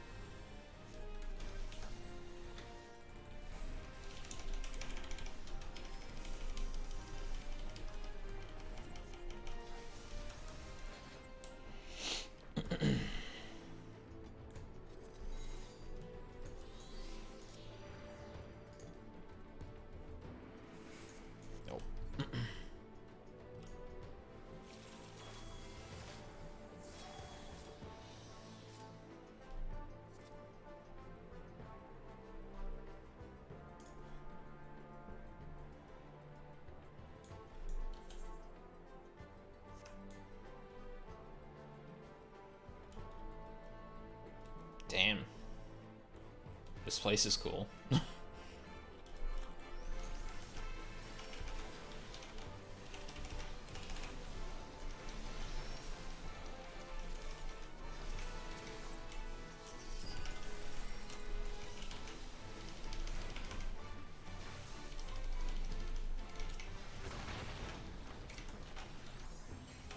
Damn.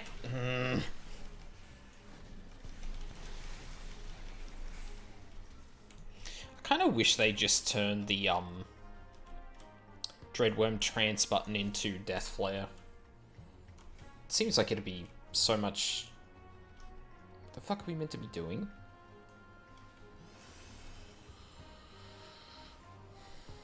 Ah.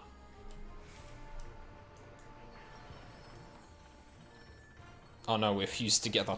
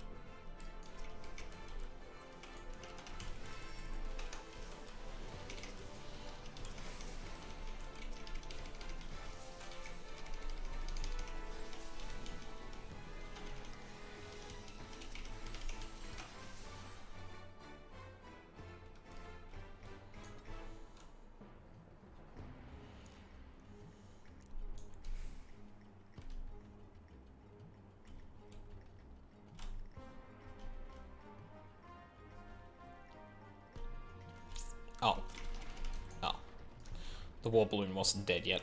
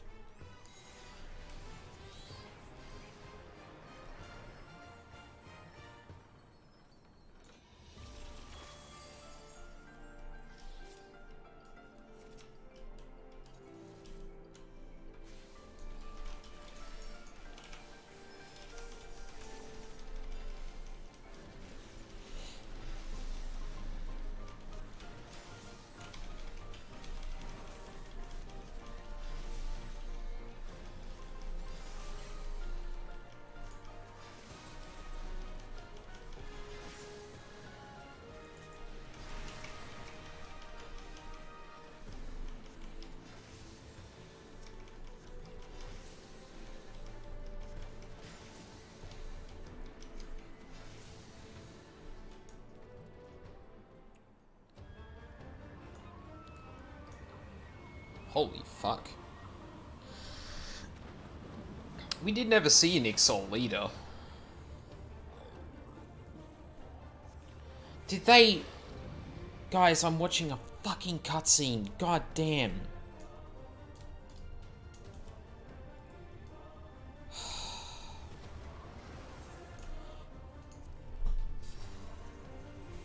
You have someone going through it the first time. Fuck. Fucking idiots.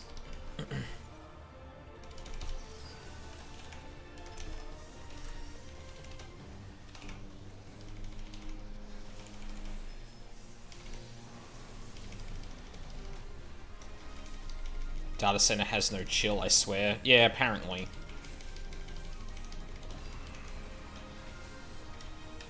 Where's the... Okay, good. It went off. I was gonna say, what the fuck? Where was the death flare?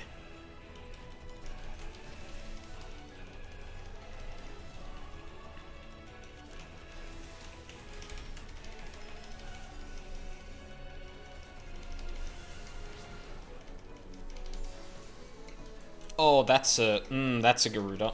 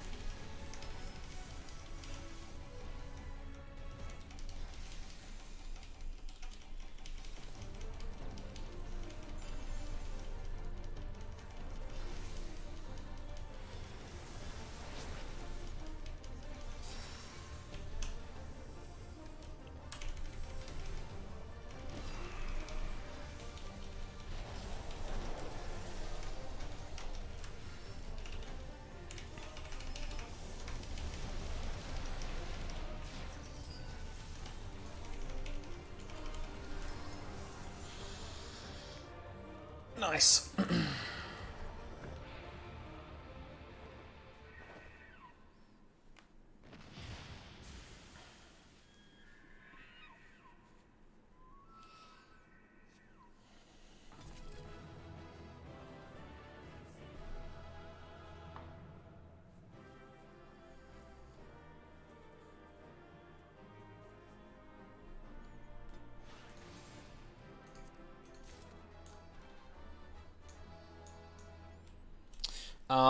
Alright, I'm going to take this quick moment to just grab another drink.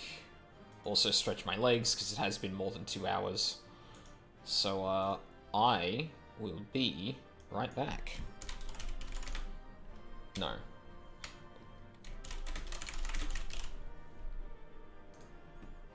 Yeah. Alright, I'll be a moment.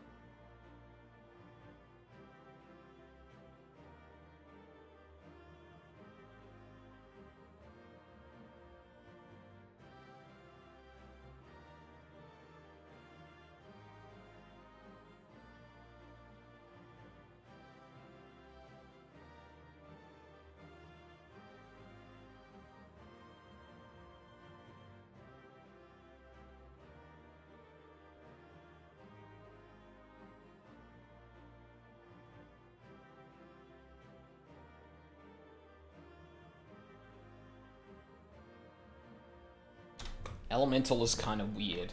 Yeah, I imagine it is, because from what I hear, the JP, hey Dis, how's it going? Yeah, from what I hear, like, the Japanese player base is a lot different to the, like, NA and, European player base, but I would not be surprised at all if the Australian player base is,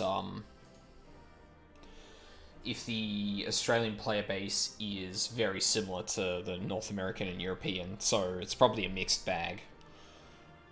Much better than before you? I'm doing alright. It's the weekend, so I'm happy with that. Been doing okay otherwise. Okay. So what exactly just happened? Did they summon Garuda? Because Garuda appeared. Thank the gods. What happened? Remember the group I mentioned that I was saying wouldn't let me in? Oh yeah, I remember that.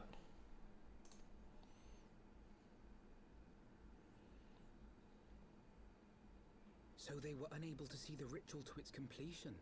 Then Garuda is no longer a threat, and whatever the Ascians and the Warriors of Darkness were planning has come to naught. But we should not tarry. The knights have secured our path to safety. Oh nice, that's good to hear. Well, what do we have here? You'd better not have killed the Primal without us.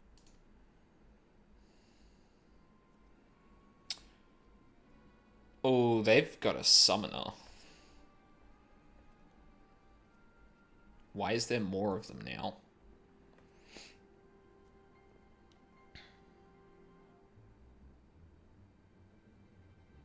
You! Wait, I know you. Still walking, I see. I could have sworn my aim was true. Just what is your game? Leading us a long way so these fools could step in and claim our prize? No, let's not make hasty accusations. By the look of things, the ritual was proceeding as planned. We arrived at the appointed hour. 'Twas they who erred.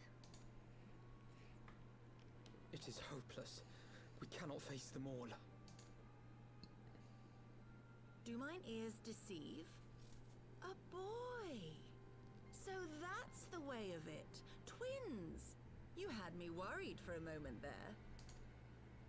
Know that I will happily make it quicker for you, if you just stand still.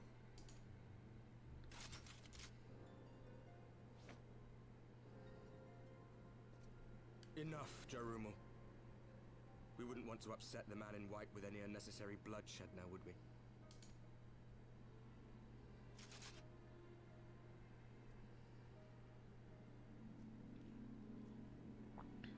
You've been awfully busy since we were kind enough to spare your lives.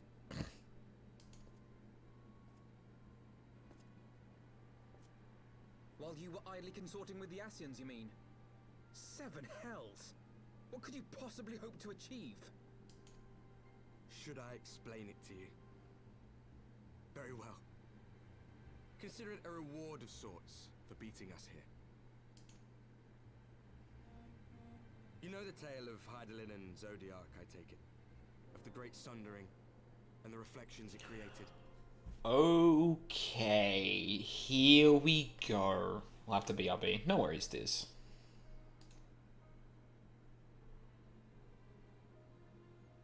Across 10 and 3 they were divided.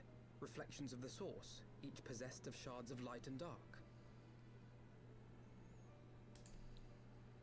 Just so. One of those reflections, the one nearest to the source, is our home. And we were the heroes blessed with her light.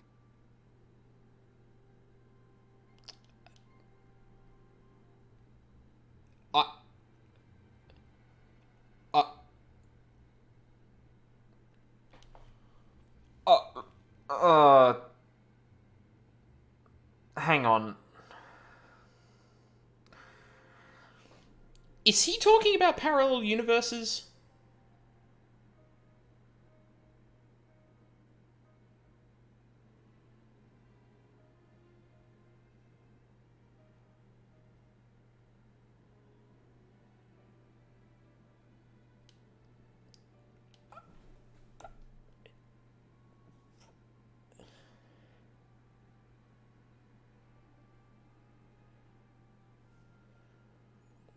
one of those reflections is our home.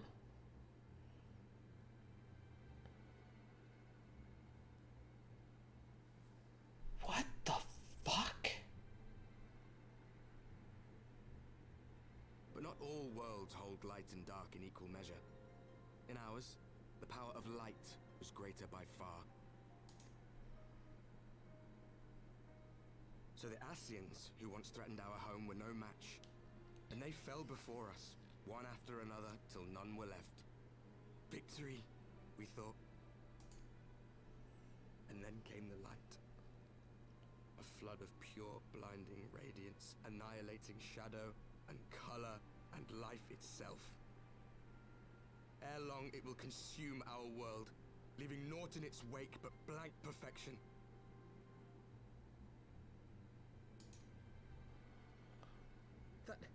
That cannot be. Do you honestly expect us to believe such a story? Believe what you like. But it has happened before, on a world far removed from ours. The 13th, which was swallowed by the dark and transformed into what you call the Void.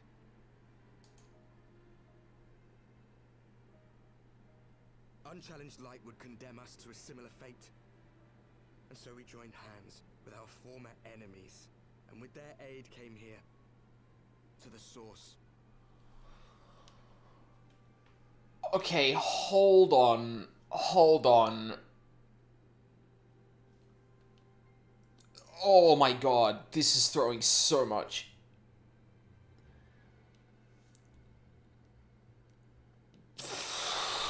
Actually, no, I should let this go. For there is but one way to restore the balance and save our home. The Ardor. Calamitous destruction with the power to break down the barriers between planes and see our worlds rejoined.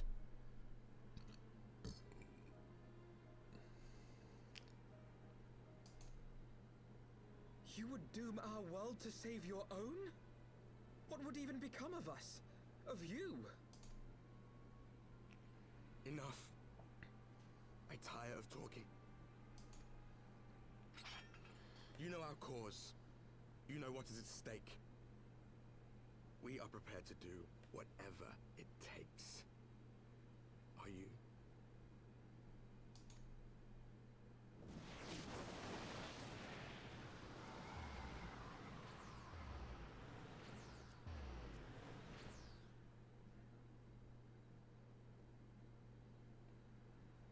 If there is aught you would say, say it. Otherwise, begone. You have no friends here.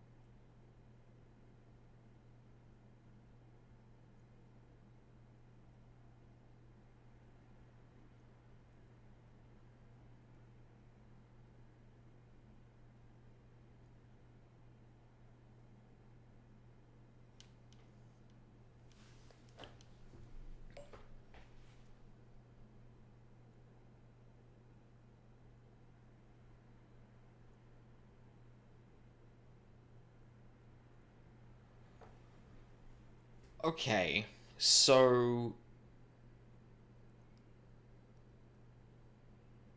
they come from another world that won against the Ascians, and now Heidelin has gone full Order SMT ending on it, and is going to wipe the fucking thing barren.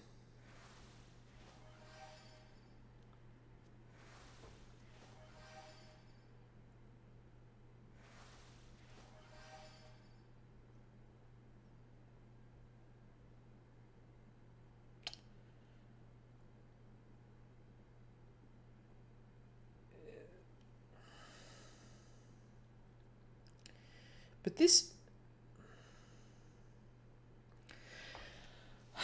So this paints an interesting addendum to the Ascians' goals. Because presumably there is at least one of the reflections that is consumed by void, where the Ascians, I think, won? Well, actually, it's not clear if it's the Ascians specifically. I don't think he clarified that.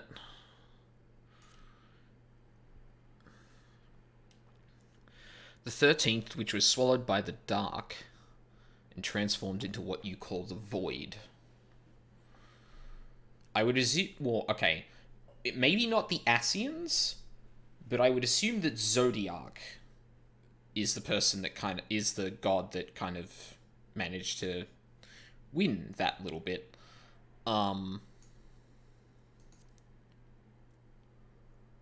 Huh.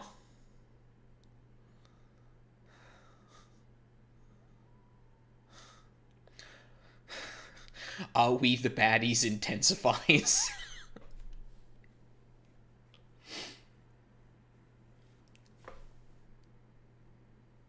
Fuck. If that is actually true...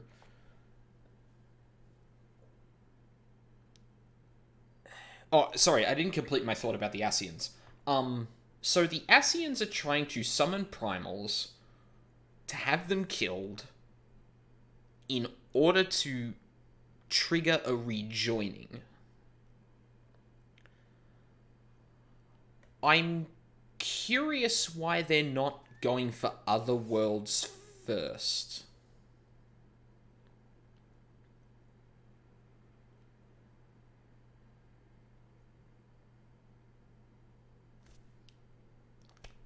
Yeah.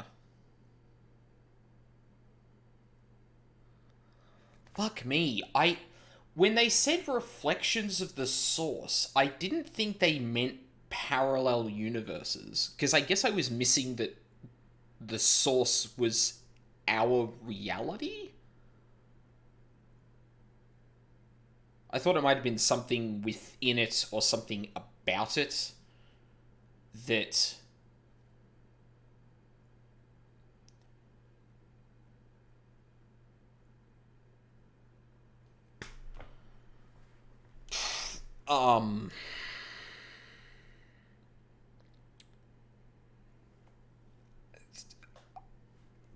That's a fucking drop and a half of lore. Holy shit.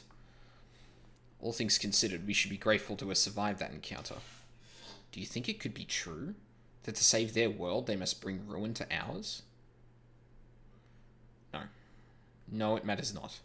Such wanton destruction is beyond justification.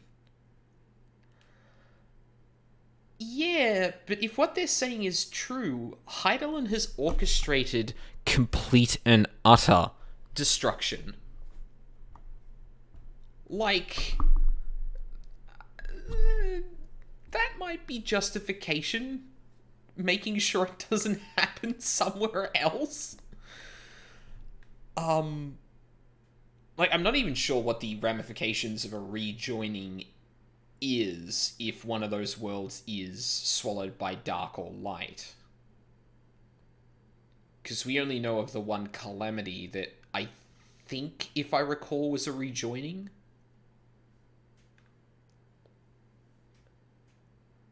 I'm pretty sure the Ascians have called it that before.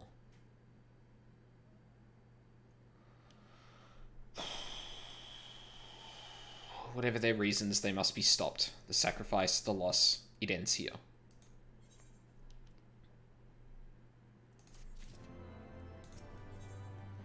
Two sides of a coin. Alfino would like nothing more than to get out of the snow. Forgive me, this is neither the time nor the place for idle introspection. The Knights can apprise Lord Edmund of our success, and we the Lord Commander. More importantly, I should like to see if my sister's condition has improved. You may take a moment for yourself if you wish. I will be at the congregation.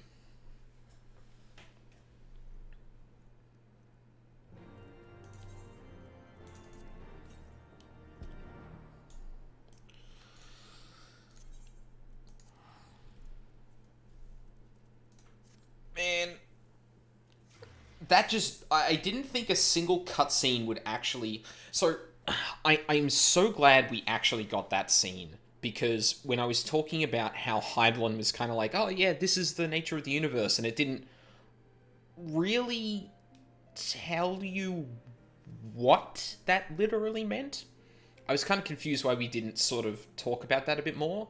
But having the Warriors of Darkness literally come up to you and say, yeah, that's another world. Some of them have been completely consumed by light and darkness. And yes, I realized there was a reason you were quiet.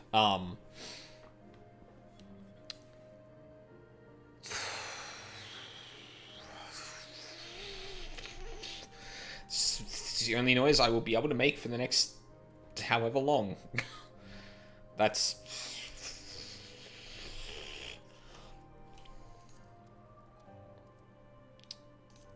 no, shit. Companion.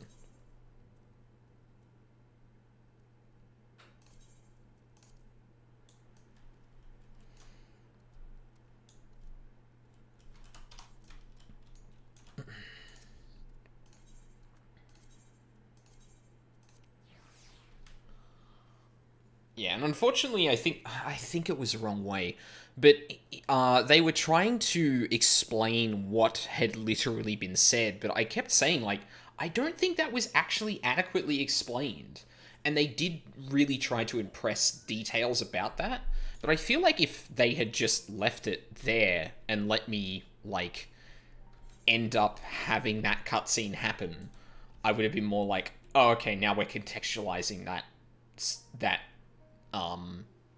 set of dialogue, because suddenly we have someone who's not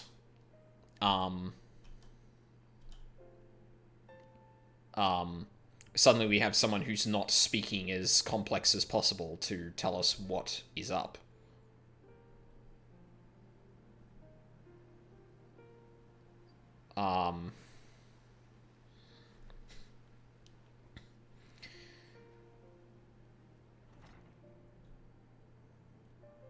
I mean, if we're going to have to try and find the equivalent of the neutral route in this game, that's going to be some shit.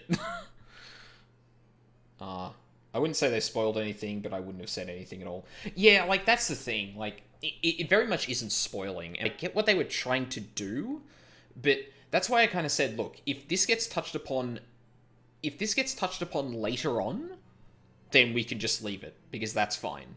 I'll leave it as it is. I don't need any of it recontextualized, because the game should do that, right? And obviously I would judge the game on whether it did it that well or not, but I feel like I didn't actually need that kind of thing there. But it's, again, they didn't literally spoil it to me. They kind of literally lined out what that dialogue directly meant, which didn't spoil what happened later on, unless I just didn't get it, but yeah. Brings me joy to see you safely return to us, Aldine. What news from, Zelfatol? Then we were not too late. On behalf of Ishgard, I offer you my deepest thanks. As for we who remain behind, Mistress Y'shtola has been tending to Mistress Alizé in your absence, and I am pleased to report that she has regained consciousness. I imagine you have many questions, especially given your recent encounter with the Warriors of Darkness. I know I do. Come, let me show you to her room. Do not worry, her condition is much improved. She is a resilient one, much like her brother.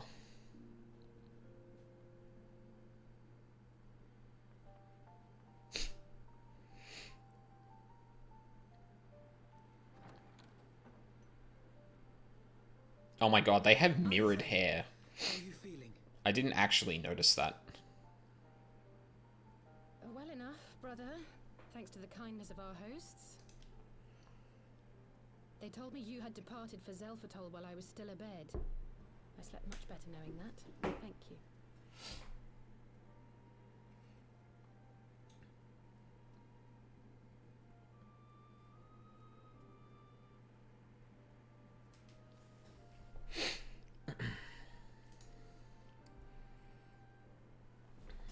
I take it your mission was a success.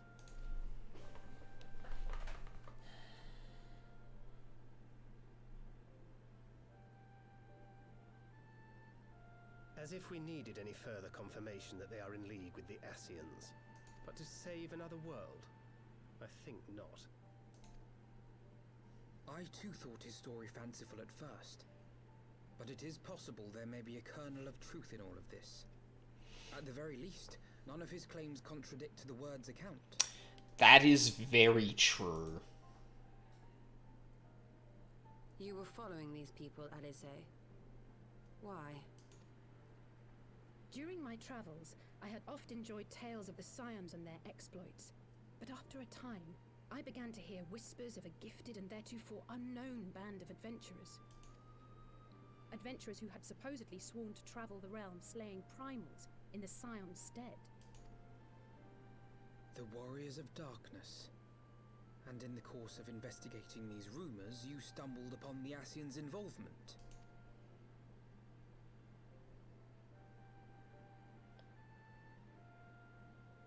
Yes, exactly. Forgive me, but if these Warriors of Darkness mean to bring about another calamity, to what end do they hunt primals? To prompt an escalation. To deepen the beast tribe's feelings of helplessness and despair, and thereby drive them to summon ever more powerful gods. Right. Because if they see their gods die, then they're like, fuck, we need to do this even better next time. And so on and so forth. Which is like, hey, did you do the hard and extreme versions of all the bosses? Yeah? I think we fucked up.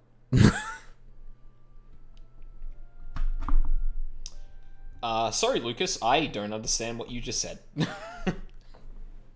I apologize. I'm only a humble English speaker. And lest we forget, these events do not occur in isolation. With their patron deities being slain left and right, the news of man's victory over Nidhogg must surely have sown panic in the minds of the Beastmen. 'Tis no wonder they wish to defend themselves. That is also a good point. Power answered with greater power, death with more death. A vicious cycle fueled by fear and hatred. I know it's like all too well. And hopefully we have the insight now to realize that killing the primals is not the way to actually solve this. Right? Indeed. The Ascians sow discord and desperation, and the Warriors of Darkness reap the harvest. And so it continues. Yet that is not the extent of their ambitions. The Ascian himself observed that once the powerless realize that the old gods have failed them, they will have little recourse but to look to a new one. We cannot let that happen. It should come as no surprise, but Alize and I have uncovered evidence that the Ascians have been manipulating certain parties to ensure that a constant stream of crystals flows into the hands of the beast tribes. If we sever these supply lines, we should at least be able to slow the escalation. I researched online class and came here. Hmm.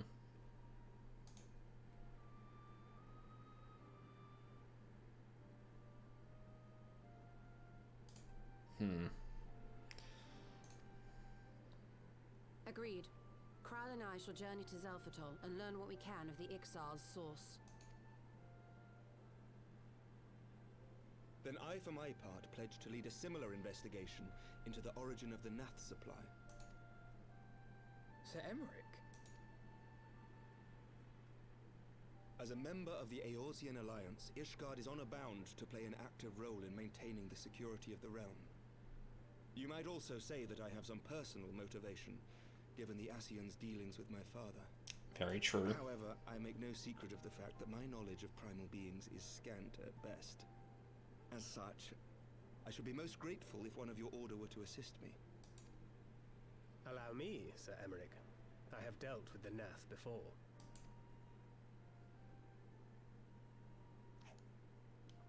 Also, I made a joke about Thancred looking like Papa Nia recently. Consult with Orianja then.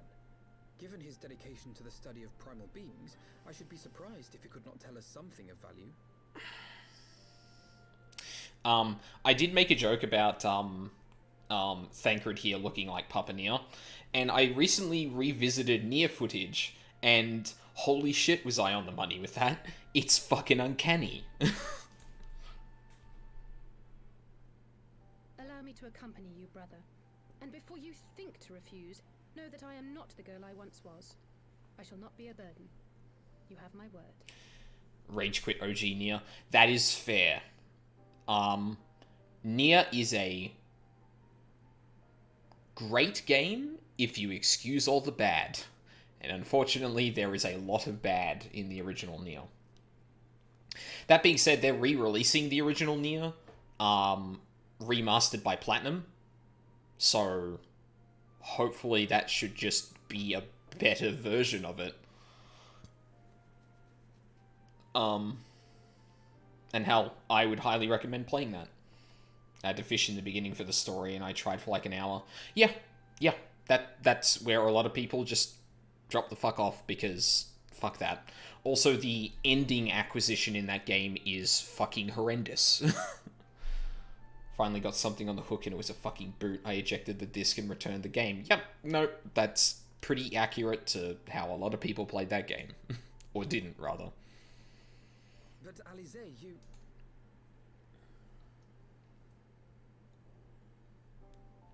Shut the fuck up. You are more than welcome. After all, it was you who set us upon this path.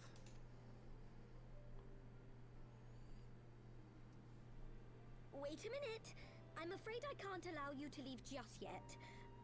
Not until you try on the new outfit I prepared for you. Good.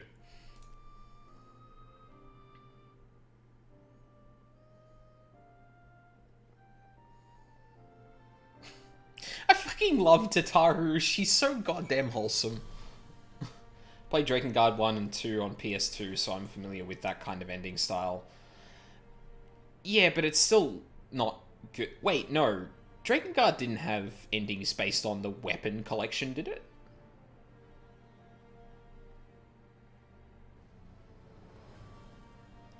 Like one of the endings in OG Nier, you have to collect every weapon in the game.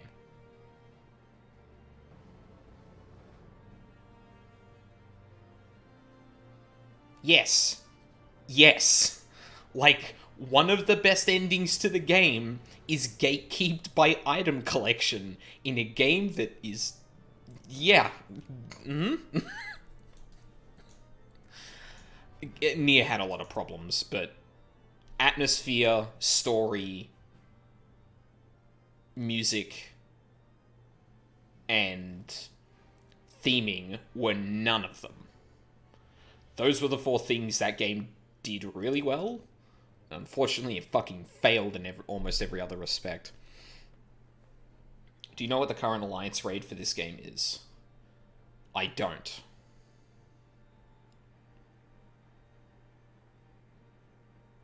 No, I don't think I know. But, I mean... It's been many moons since last we worked together, though I believe the same cannot be said of the two of you. Excuse me? Would I like to know? No. No. I'd like to go in through all of this as blind as possible. I confess, I was aware of your subterranean... oh, wait, do you mean... Hang on, do you mean for Heavensward? Or do you mean, like... Do you mean the one for Shadowbringers?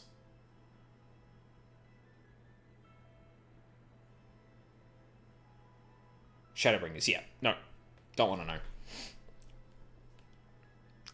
I already did a quest line that is apparently required for part of Shadowbringers, so having seen some memes, I already know where one of the dungeons takes place, which is a significant thing because, unfortunately I know what happens in the future to one particular aspect of that story. The only Alliance raid that's required for the story is Crystal Tower. Correct, which I did. And there is a Shadowbringers dungeon that I can notice very clearly is very closely connected with the Crystal Tower. But I will say no more of that. Welcome back, Diz. I considered involving myself with her venture for a time, but as you know all too well, circumstances conspired to keep us apart. I can only assume she carried on in our absence. My apologies for keeping you waiting. Oh my god, she's so much cooler than Alphino. Like, instantly.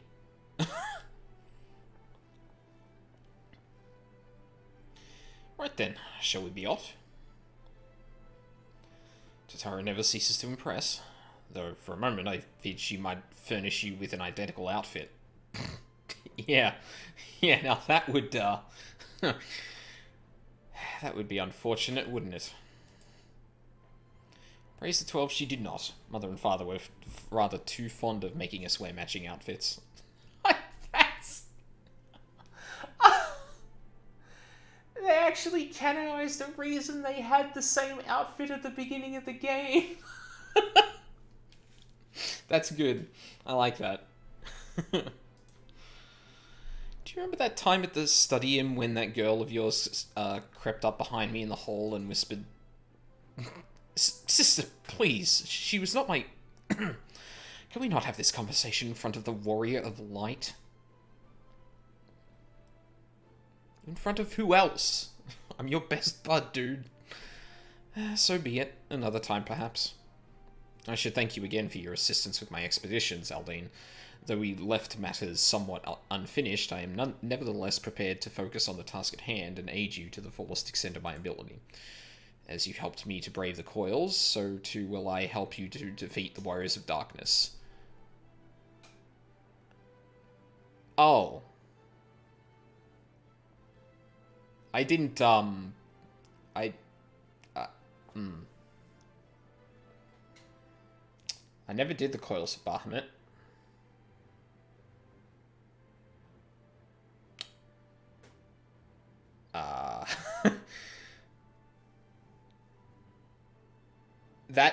That's what she's referring to, right? I'm not mistaking that?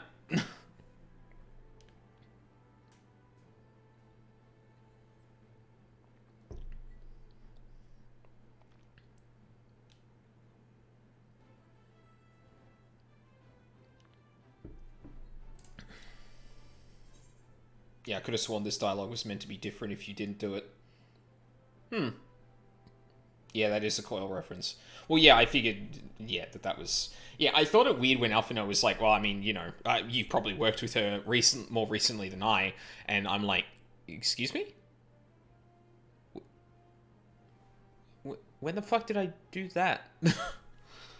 Damn it. It's a shame that trying to get into Coil is such a pain in the ass.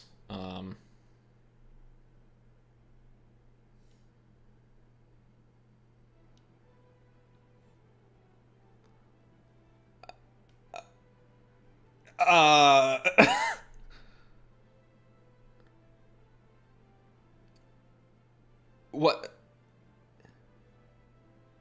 Oh, No. This is referring to the end of ARR where we were whisked away by that guy I saw at the very beginning of the game, and he had said something about Alizé, didn't he?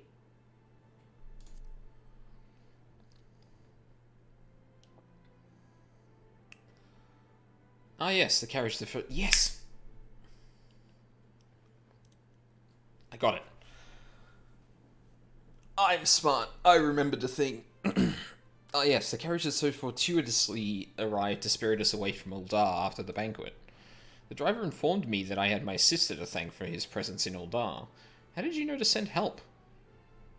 Oh, truncated brass blades are even less discreet than sober ones. Ah. Unfortunately, by the time I learned of the plot, I was too late to do anything more. Frankly, I'm still amazed Brennan managed to find you.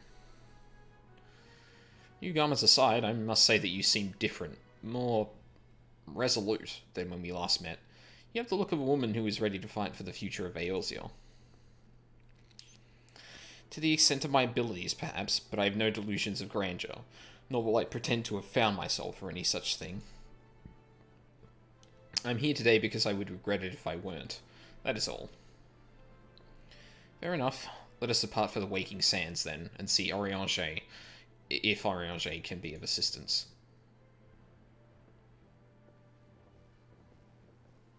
Man, I am super curious if Orianger is going to let on to anything that we know as a player he knows about this situation.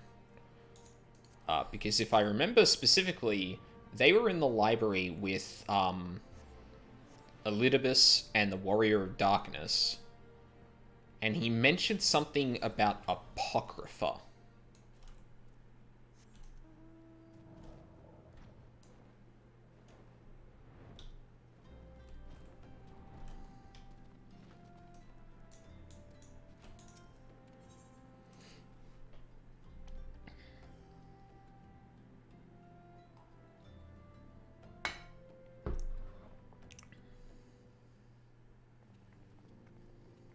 Hey, buddy. Orianger, apologies for calling upon you unannounced. Why, Master Alphino, would that the scholar had seen fit to grant me knowledge of thy coming. What bringeth thee and thine here this day? Fucking his pattern of speech. The warriors of darkness have returned. Pray, allow us to explain.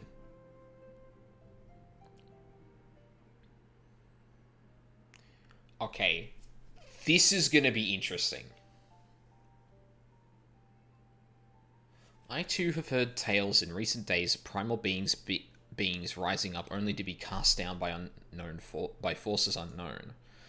Alas, as thou didst observe, this serveth but to spur the beast tribes to pursue their goals with redoubled fervour. We have two objectives at this time: to identify and remove the source of the beast tribe's crystals, and to direct action to prevent any further summoning rituals from reaching completion. The second is easier said than done, of course. While we were fortunate enough to learn of the Ixal's plans before they came to fruition, I should be surprised if the Warriors of Darkness and the Ascians did not have similar designs elsewhere, of which we have no knowledge. Thou wert wise to come hither, for this very day I did receive tidings most troubling from across the Strait of Merlthor.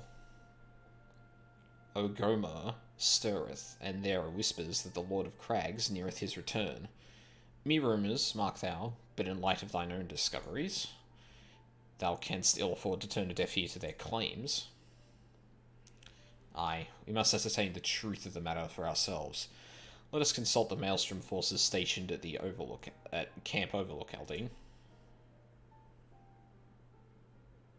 Thank you for your counsel, Orianger. Pray inform us, should you learn aught else. I shall.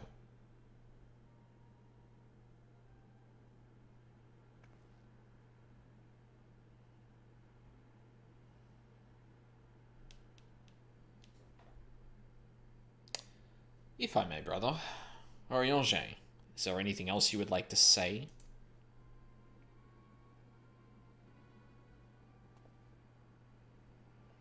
Alizé? If not, then never mind. I only ask because you are normally rather more verbose.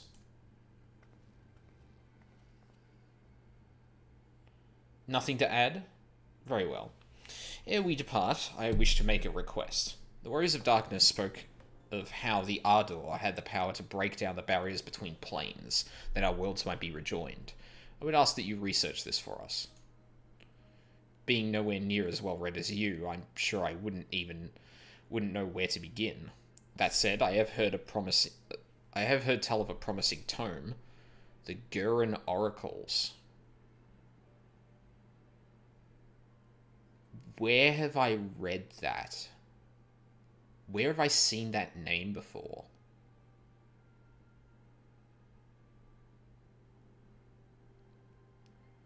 Okay. I have an incredibly specific question to ask. There was a phrase italicized in the speech that Oriange, or in some of the speech that Oriange had between him and Elidibus, when... Oh! She was there! That's got to be the name of the thing he was reading. Oh my god, she is like directly calling him out. Holy fuck.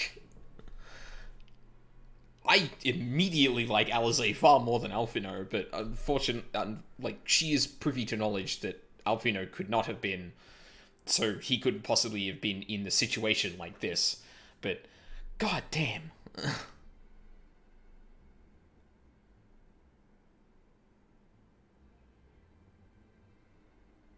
By thy leave.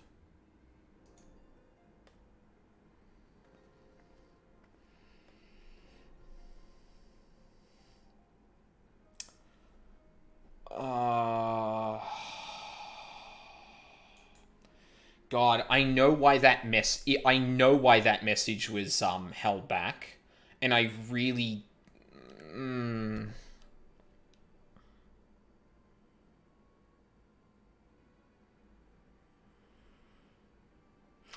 I'm sorry, I don't really want to allow that, because I don't want people just willy-nilly saying a phrase that you just said, newest girl. Wait, what? Okay. Okay, so...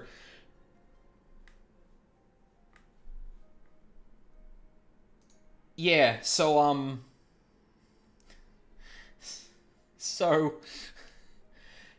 I want to show you what, Automod thought was problematic about the statement you made.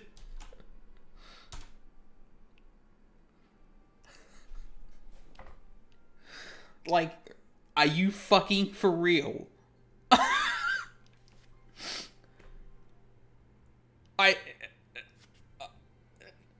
That was the problem?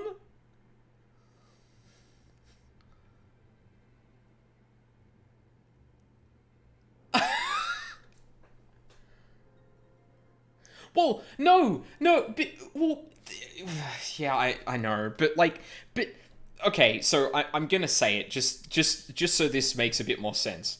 In the original message that Newest Girl said before the one that I allowed, she used the term jailbait. And I was like, oh, Automod picked up that. I don't know if I want to just allow people throwing around that term in my chat. Probably not okay with that. But no, apparently it was she waifu.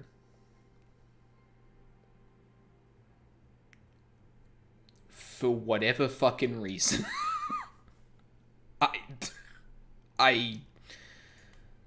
I've got nothing.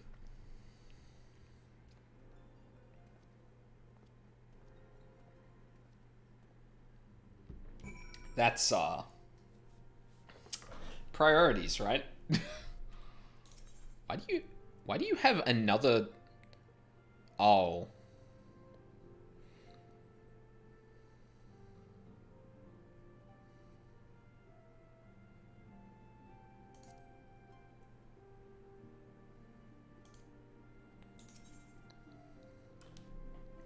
I'm assuming, like, The King Lives, Wall of Time, and Drop Dead Shiva are all, like, extreme versions of some trial I've already done.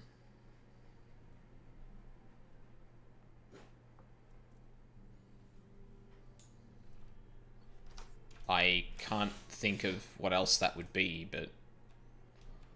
Yes, okay, yeah, no worries then. No problemo.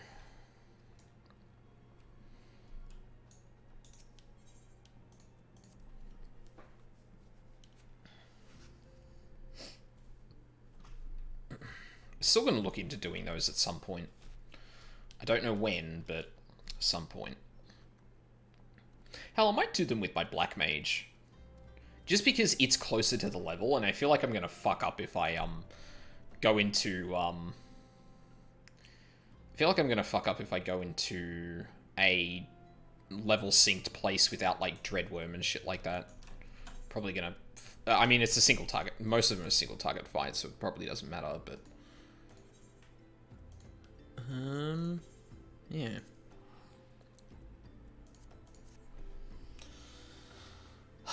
Auto mod adventures. Like, need I remind anyone that another term that auto mod apparently didn't take all that much liking to was very French.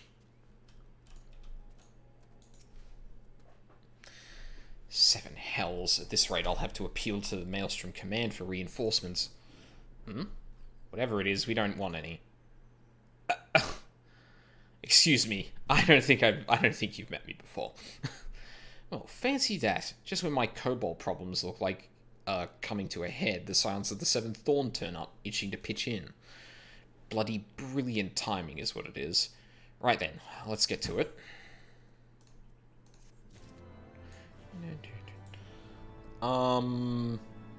I was going to check something before I did this.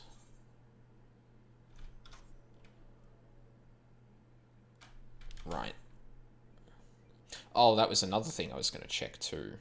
Alright, I don't have enough seals to do a thing. That's fine. But I will go to Idleshire just to have a quick look at the gear I can get from there. Because I could probably use an upgrade or two. And I want to see what the Poetics gear looks like. Because I might want to collect the appearance.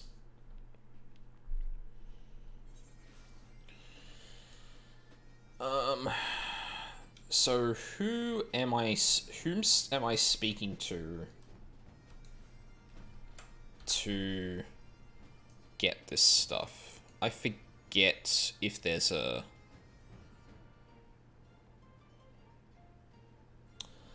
Oh, I'm gonna have to look this up.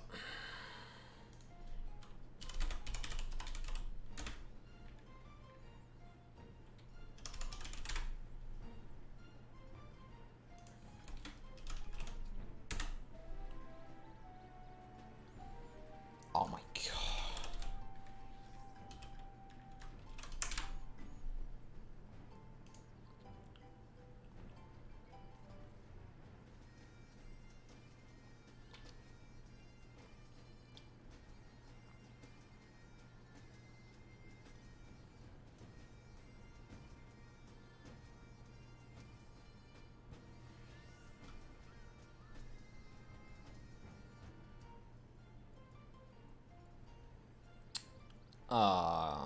Shire armor?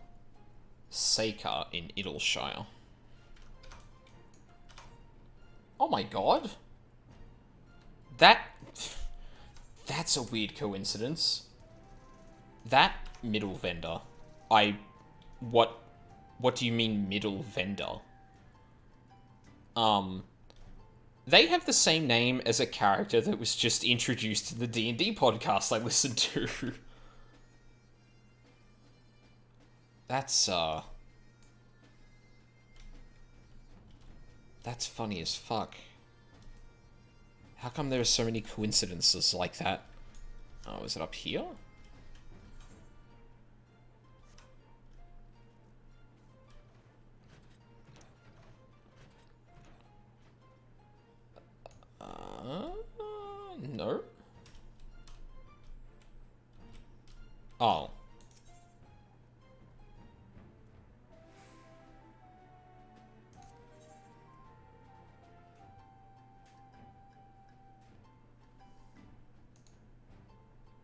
I read that incorrectly?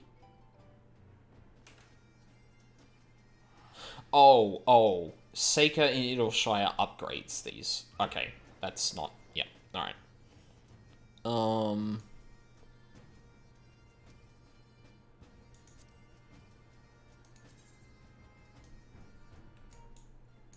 never mind that. Oh, it's just... Wait, is that not what I already have? Oh, it is. Oh. They just gave me that for free. No, that's the wrong... Streamlabs. Huh.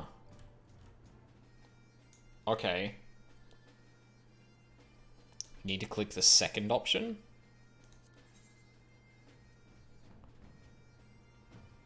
Oh, because you can probably just straight up buy the upgraded versions. Right. I see.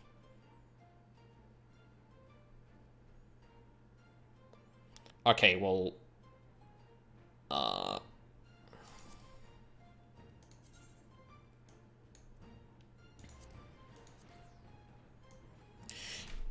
I think I'm buying those. How much are they? Yep. Definitely buying that. That is a fucking awesome outfit. Holy shit.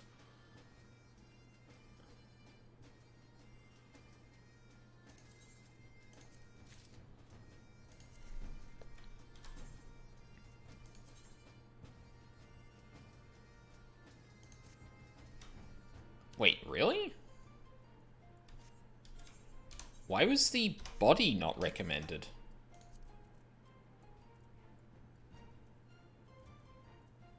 Oh my god, I have too many.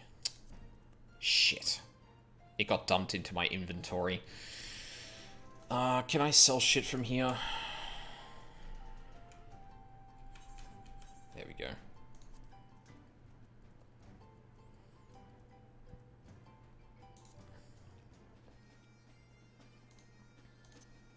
No. Tell me the fucking...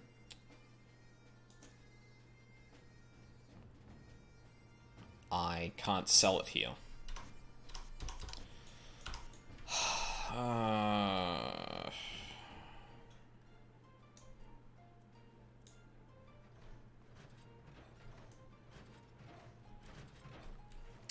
Where's a mender?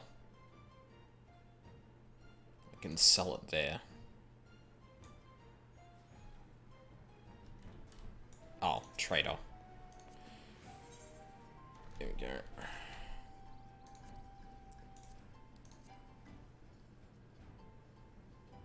What? Oh, untradeable. Ugh.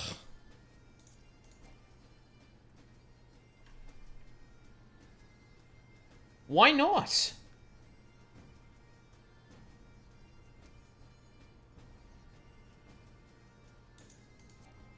Well, fucking... I'm just gonna throw those out then.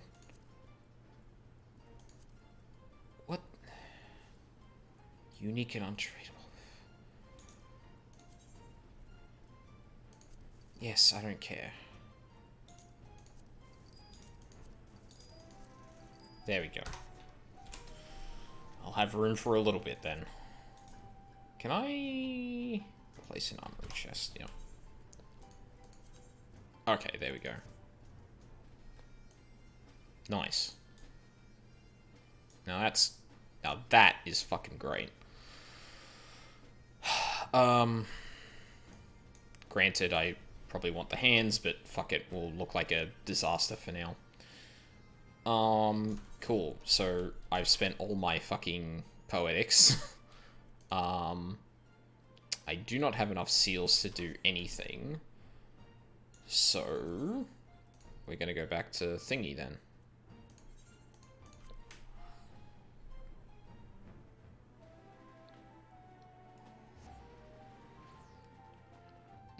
So is that gear that I just bought just primarily for catch-up? Because it seems like it. Bloden. So our friendly neighbours in Ugamaro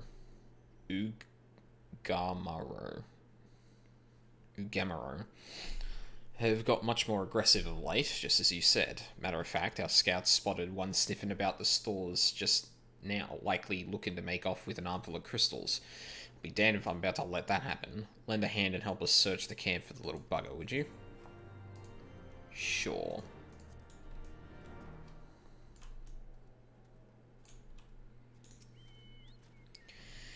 Our mails from friends seem notably more agitated than when first we arrived. Do you happen to know why that might be? A kobold in the camp, you say? That would appear to corroborate with Orianger's information, yes.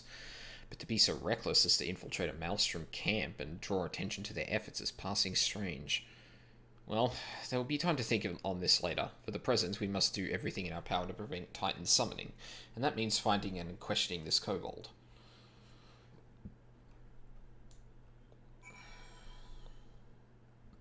Search for the kobold. Can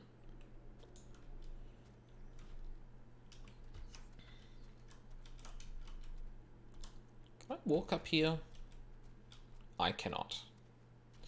Heck.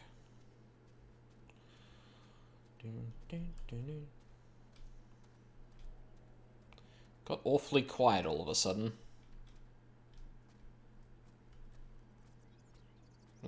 Neat. You hear a scream from the palace? I sure fucking hope not. Oh, that's, I know where that is. Yeah. Yeah, that's Camp Bronzelake.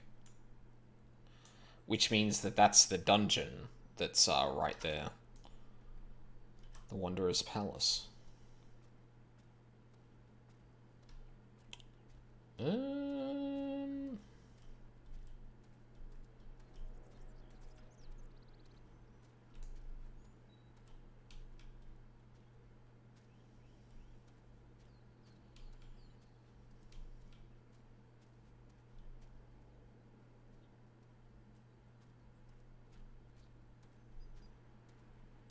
Why did it get so quiet? Where the fuck is the music gone? Shy gear once augmented is the best gear from 60 to 65, if I remember correctly. Well, by the sound of it, I just purchased the stuff that is upgraded because it's item level 270. So, yeah, that would sure fit me for a fair while.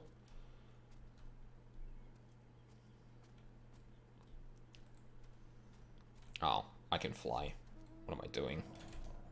Oh, it's there anyway. Hi, friend. Oh,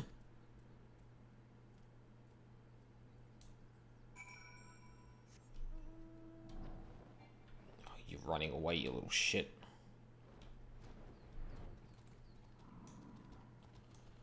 You trade Poetics for the non-augmented versions and then buy with Poetics 2 material to upgrade it at an MTC also in Idleshire.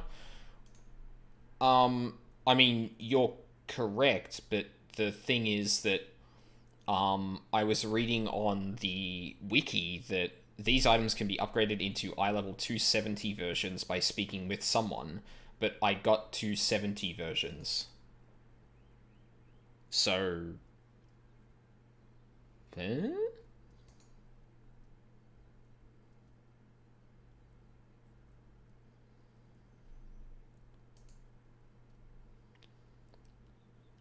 The upgrade step was cut out in 5.3. Yeah, well, that would probably make sense. They're probably just like, fuck it, you could just buy that now. I mean, it probably costs more Poetics, to be fair, but they probably just made, okay, you can just buy that gear now. Stay back. Away, far back. Away, far back. I'm not a... God, it's no use. Pointless, hopeless, no use. I mean, I'm not gonna... Is that done for the other Poetics gear? I think that was the case for ARR, although then again I wasn't really paying attention, so like I couldn't tell you off the top of my head. Ah, there he is.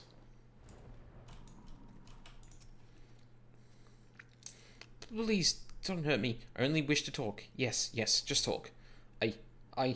Gah.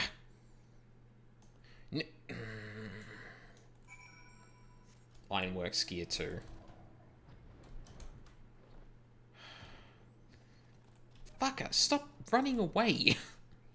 If you want to talk, then just talk. This was a stupid plan. Stupid, stupid, stupid. But if I tell no one, then everyone will. Gah, he found me again. What to do, what to do, what to do. I come in peace, only to talk. Speak, say, talk. So please, please, do not hurt me. So this is our wily kobold infiltrator, is it? No wonder the soldiers are on edge. He could very well give one a bruised knee. Huzzah, we found him. Fine work, Scions. So, little one, thought you could sneak into camp, did you? Plotting to steal my crystals, were you? Okay, let's back up a bit. Like, I don't know about the Skavian gear.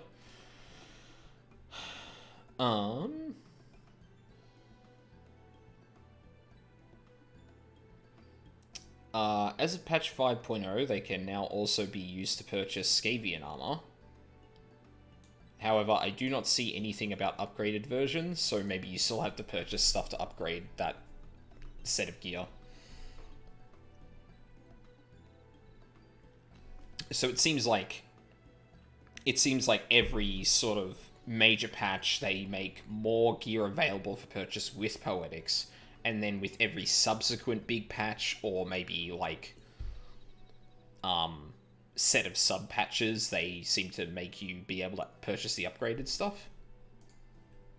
At least that's the way it seems.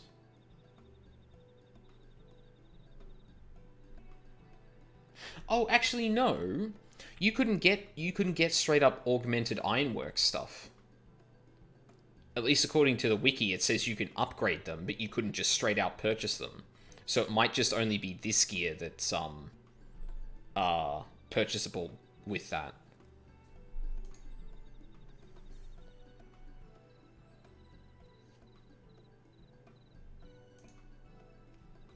There you go. Yeah, that would make sense. Yeah. No. I came to talk, to ask for help. But when your soldiers saw me, they drew their weapons and shouted, and I... Now, let us all take a deep breath and discuss this like civilized individuals. What is your name, child? Pikman Garbu of the 620th Order. At least, I will be a Pikmin one day. Well met, Garbu. I am Alfino, and this is my sister Alice. Aldine, the man who found you, is our friend. And now that you know our names, we can be friends too. Good, Alfino. Now, Commander Bloden here thinks you wanted to take his crystals, Garbu. But you said you came to ask for help. Why to us and not to your own people? What happened, Garbu? Can you tell us?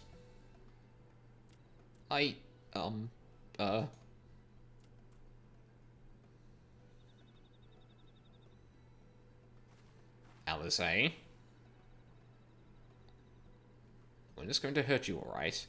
Not while we're here, I promise. Oh.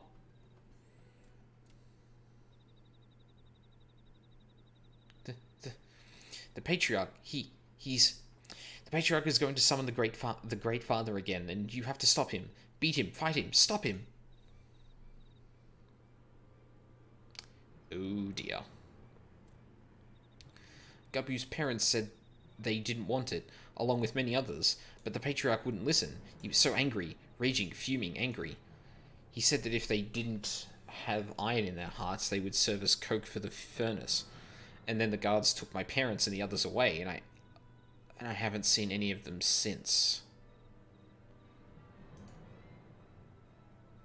coke for the furnace? I do not want to believe it, but I have heard tales of foci fashioned from the bones of beastmen, which worshippers use in their rituals, hoping to summon more powerful incarnations of their gods. Didn't one of them actually use that, and we had a quest to kind of circumvent that from happening? I feel like we know that already. By the 12, that is sickening.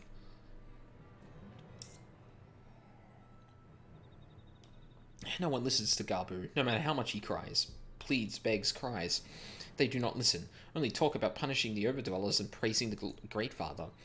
Garbu loves the Great Father, but he loves his parents too. So please, help Garbu stop the Patriarch and save his parents.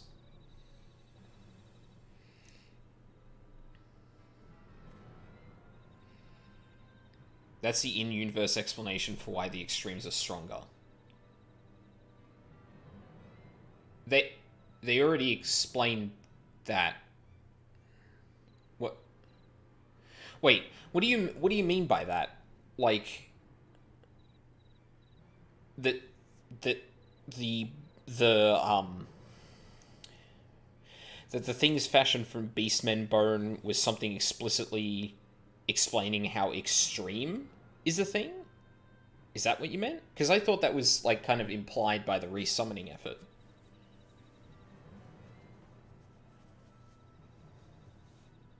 Oh, unless the quest line that I even got to that point in the first place explained that, and that's when I started getting all the extreme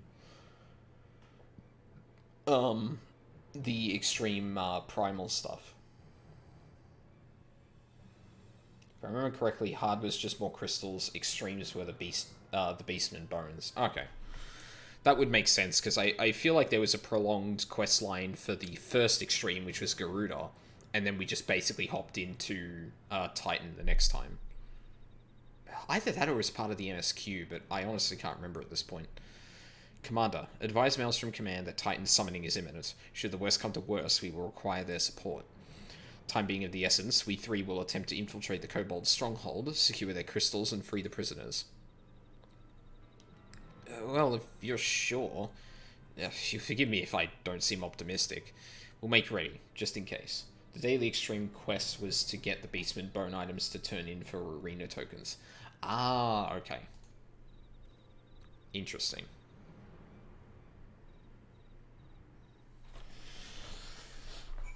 I have faith that we may yet stop the ritual. We would surely have detected the associated aetheric disturbance had Titan manifested already, but I cannot speak for the prisoners. 12 have mercy. That they would even contemplate sacrificing their own flesh and blood, brothers and sisters, mothers and fathers.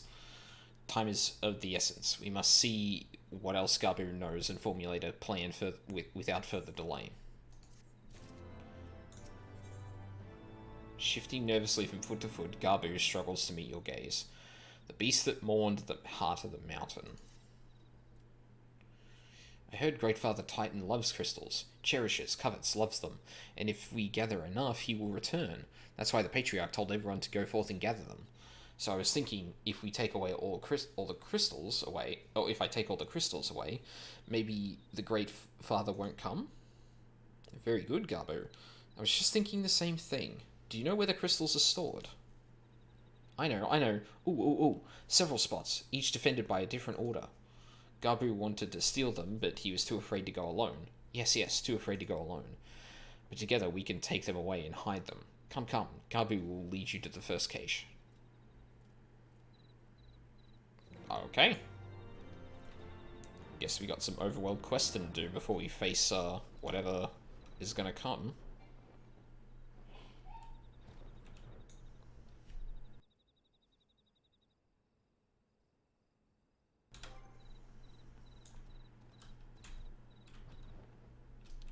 Why are they... Okay. Quickly.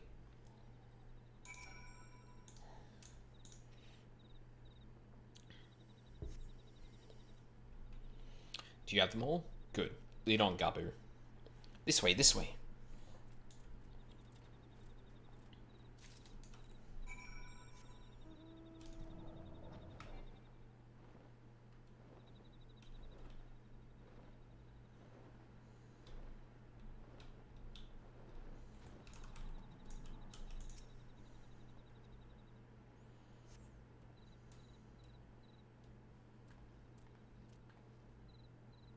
Time is short. If you have the crystals, we should move on to the next cache.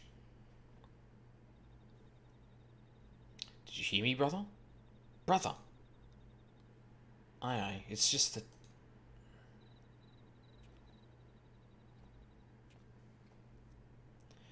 I'm quite certain the crate once bore Ishgardian seals. Someone took great pains to remove all traces, but enough remains to make out the pattern. See for yourself. I struggle to imagine kobolds travelling to Kurthus to obtain crystals, much less bothering to conceal their origins. I suspect these crystals were smuggled into Vilbrand by another party, most likely a pawn of the Asians, as Thancred speculated. I don't understand. Who are the Asians? Do they worship the Great Father Titan too? Never mind about that. As Alize said, we do not have a lot of time. Can you lead us to the next cache, Garbu? Yes, of course. Garbu knows the way. The next one is the last and is very large. Very big, very huge, very large.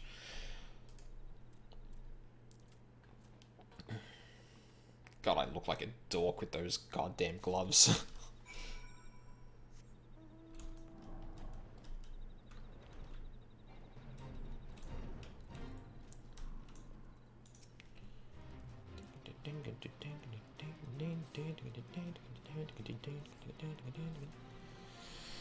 Though you cast about for a time, you see no sign of the crystals. Oh no. They've taken them. Confound it. What about you, Aldine? Any luck?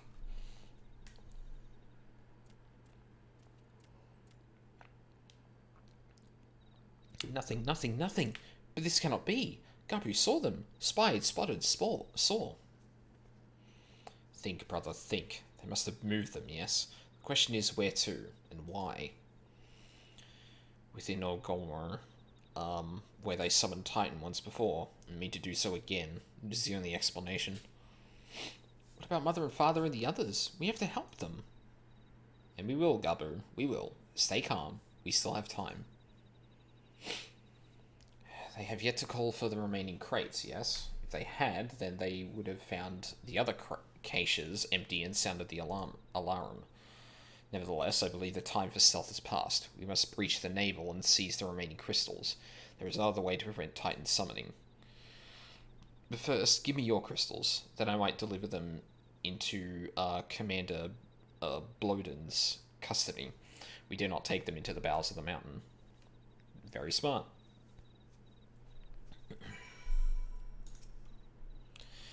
The crystals, Aldine, if you would be so kind.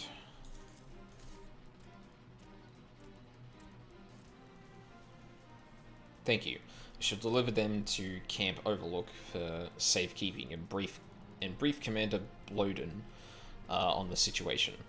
Pray go on ahead. As I recall, there is an aetherite within the Orgammer mines that should deliver you to the navel. Garbu doubtless knows the way. Wait for me there. I shall rejoin you anon. Strange. I would have thought you eager to remain in the thick of the action. But if this is what you would prefer...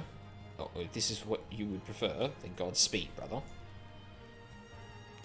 This way, this way.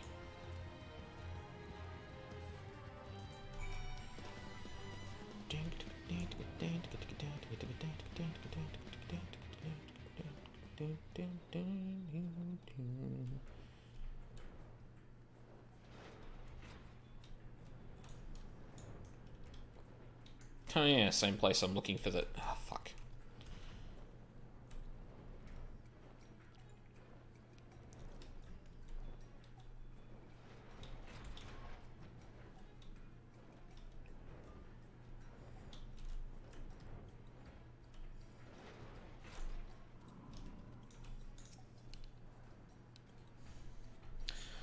Ah, I take it this is the aetherite we seek? Right then.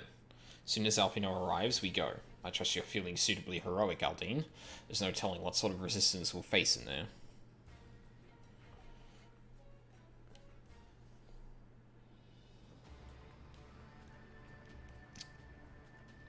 Well, that's the arena. Quickly, you clods! Briskly, swiftly, quickly! I will not suffer any further delays.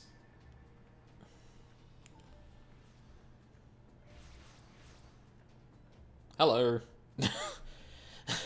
Lay down your arms and surrender. We have your crystals. There will be no summoning this day. Overdwellers here? But how did you...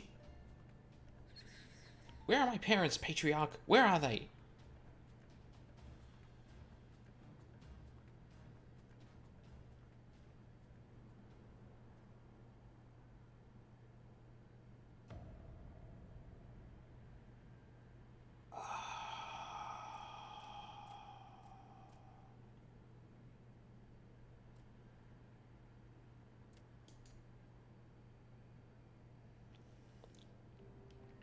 Coke for the furnace.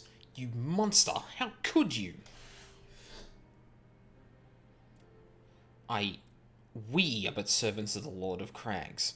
We are his, that he may drink of our blood and partake of our flesh, that he might draw upon the strength of his children and defend them from the tyranny of the Overdwellers. No, Alice, not yet.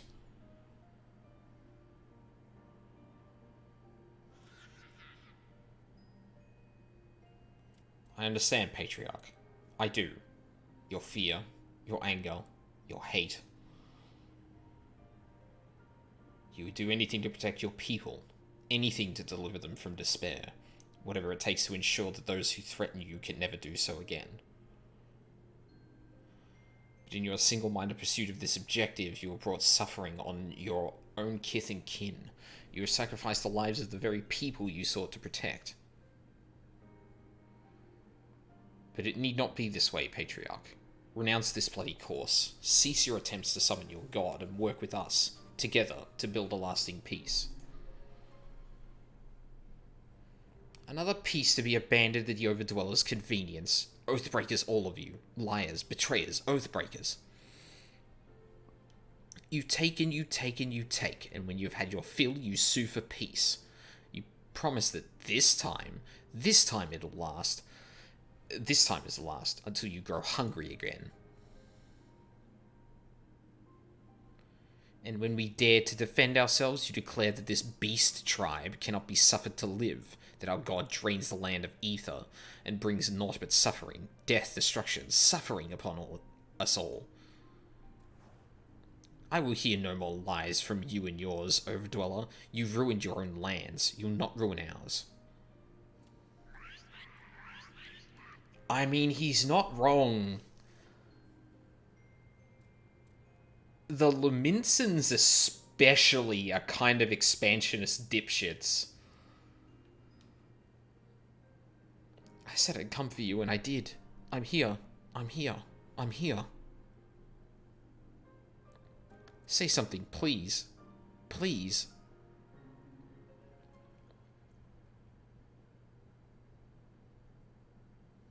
Please.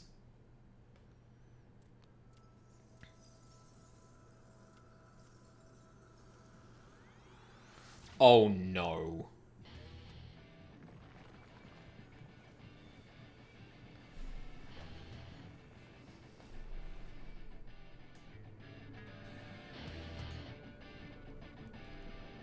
Wake up, wake up, wake up, wake up, wake up, wake up, wake up!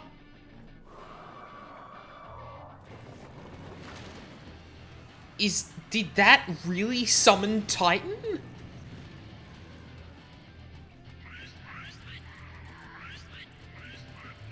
Fuck! Oh my god, please crush them.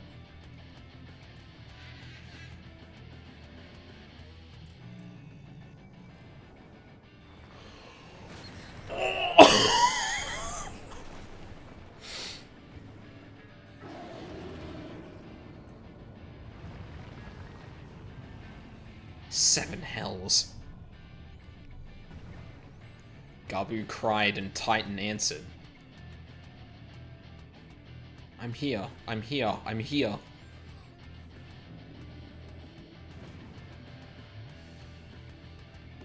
No. Alfino, leave him to me.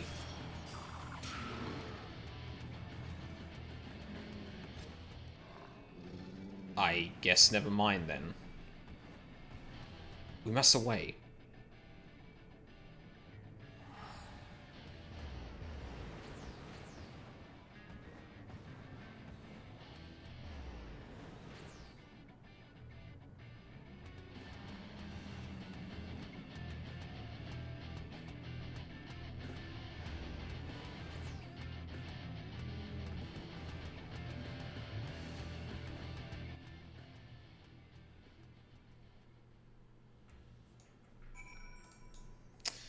Well,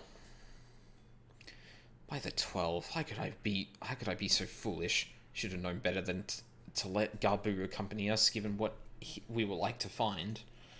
His anguish and despair have served to birth a primal, just as surely as with the supplications of the faithful. Worse, being born of such tumultuous emotions, the incarnation of Titan seems incapable of naught but violence. If we have one cause for optimism, it is that while many crystals were present, they represented but a fraction of the quantity intended for the summoning ritual, meaning the Titan must be far weaker than planned. Be that as it may, he is yet a primal, and the longer we leave him to bleed the land of Ether, the stronger he will grow. And should Titan be permitted to leave Orgomero, more lives will be lost. The Maelstrom will rally their troops, and the cycle will continue. Aldine, you know what you must do. Will you face the Lord of Crags once more? Thank you, my friend. Alize and I will tend to Garbu. When you have finished with the primal, look for us in Camp Overlook. We will be expecting you.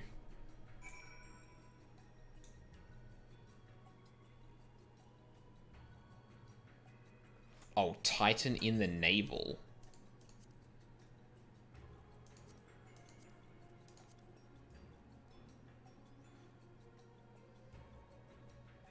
Wait, what?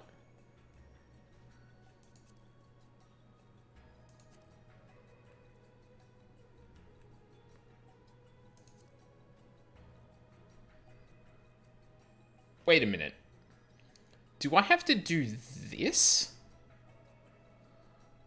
Is that what it's telling me to do?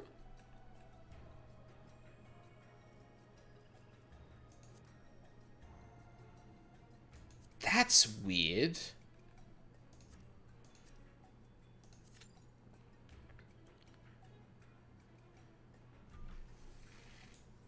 Why? Huh.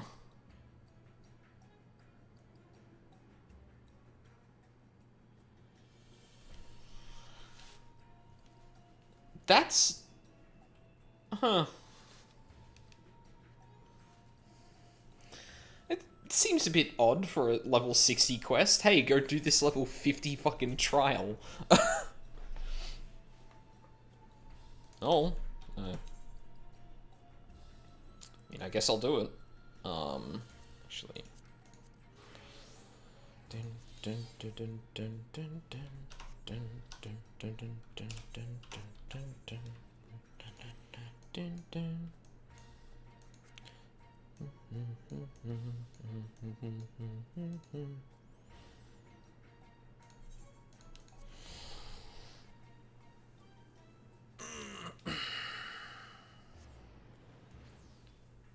This will probably be the last thing before I end the stream.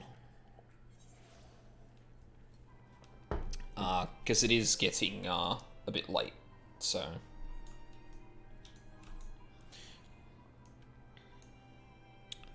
46, 46, 48. Another notch on the torch. Yeah, we'll go and try and do that.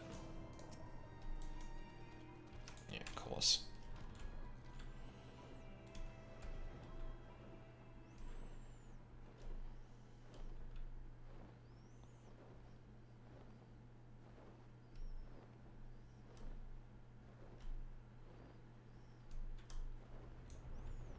This is still up? Holy shit.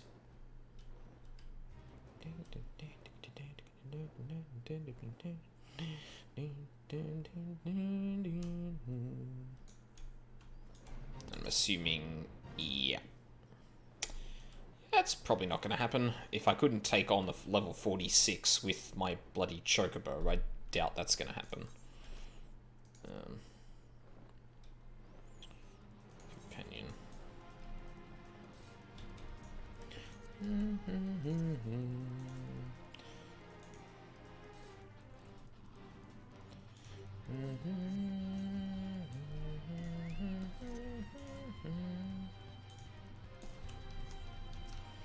Alright, let's try Defender stance, see if that bodes any better.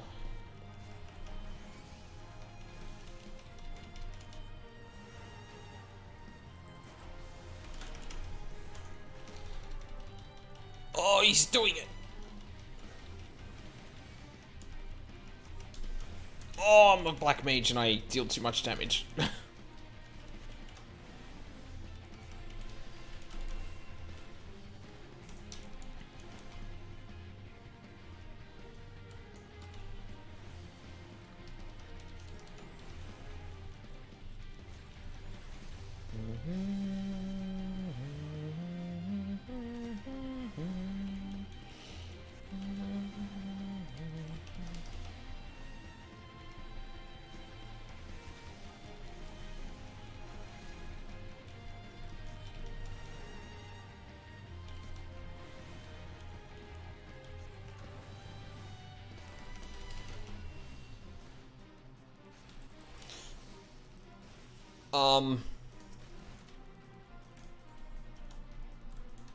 Well, kind of figured that was going to happen, but... Oh my god.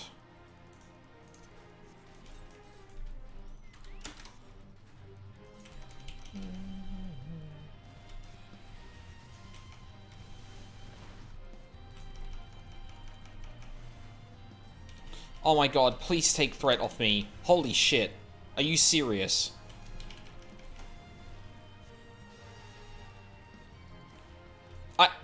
Come the fuck on!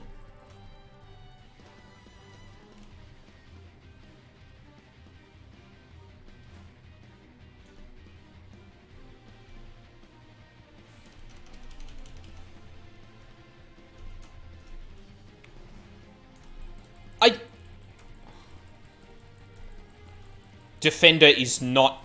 Defender is trash. Oh my god, newest girl. Defender is trash. That's so bad. What the fuck? He's literally not able to pull threat off me.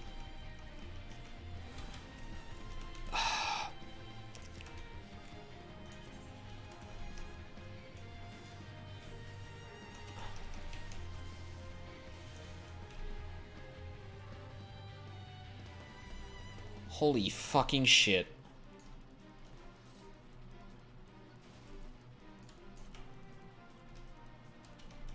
Oh my god, finally.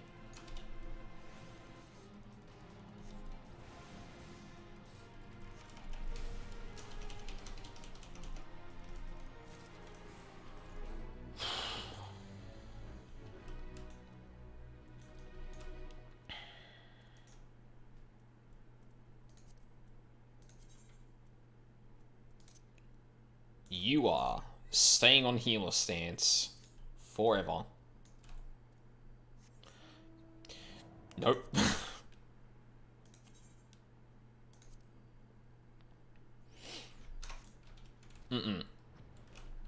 No. Nope. V for Vendetta. Ugh.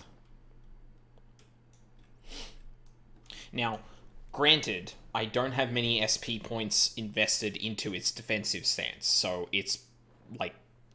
And I'm level 47, like, kind of stands the reason that I haven't leveled it up to a point that it may need to be at this point.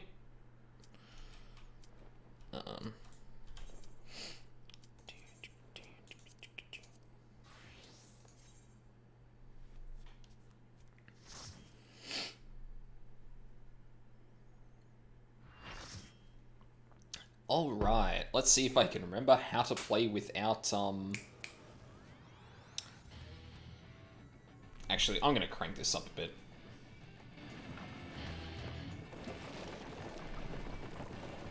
Let's see if I remember how to play without, Dreadworm stance, or, Dreadworm trance.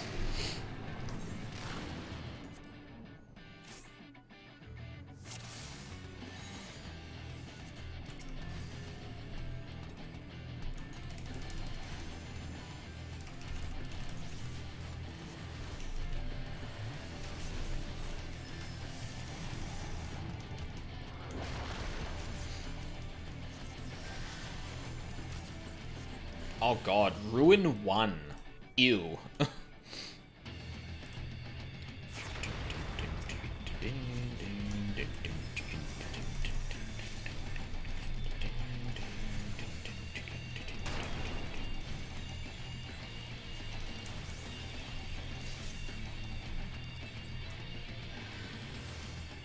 Wow, that was quick.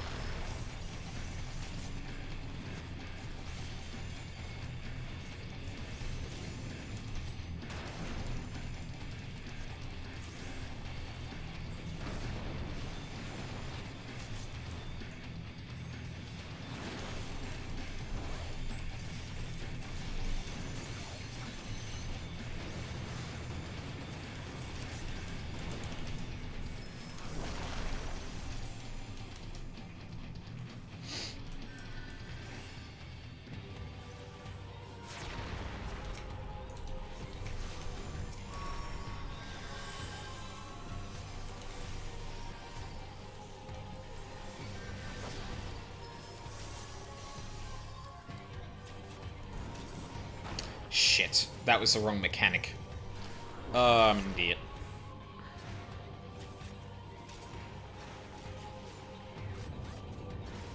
No, don't let me out.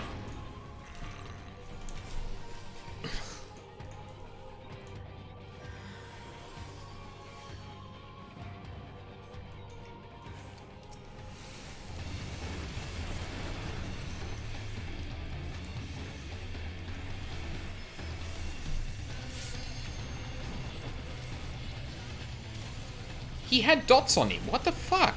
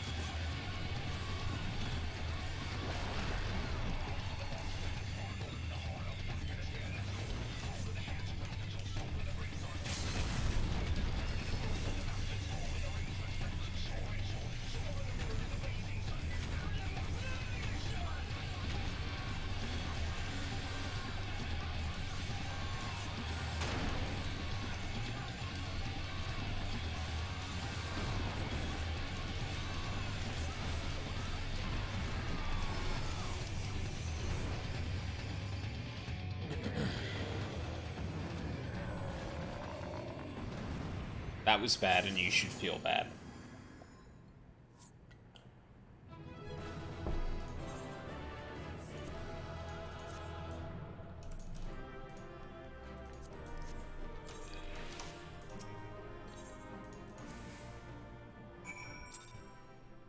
Ooh, I got a commendation.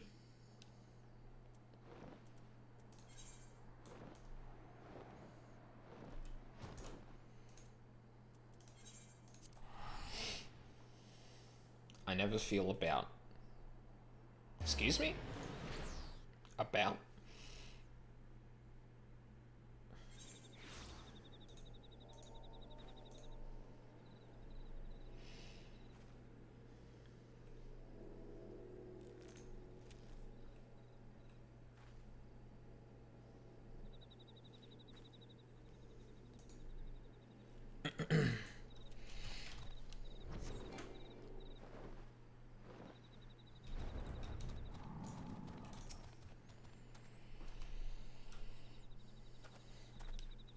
You know what's funny? It's actually easier to keep track of your dots, or bad about, yeah. It's actually easy to keep track of your dots when you have to keep going into Dreadworm stance, because you're always thinking about whether or not you should spend a Tri-Disaster before or after. It's weird. I only feel bad about the cursed circumstances of my birth. Ah, there he is. Did I not tell you he would return safe and sound? The deed is done then. Titan is no more. Good. There's been enough tragedy this day. He has been like that since he regained consciousness. We believe he can hear us, but he has made no attempt to respond. He's almost certainly still in shock, but we cannot discount the possibility that he's succumbed to the Primal's influence.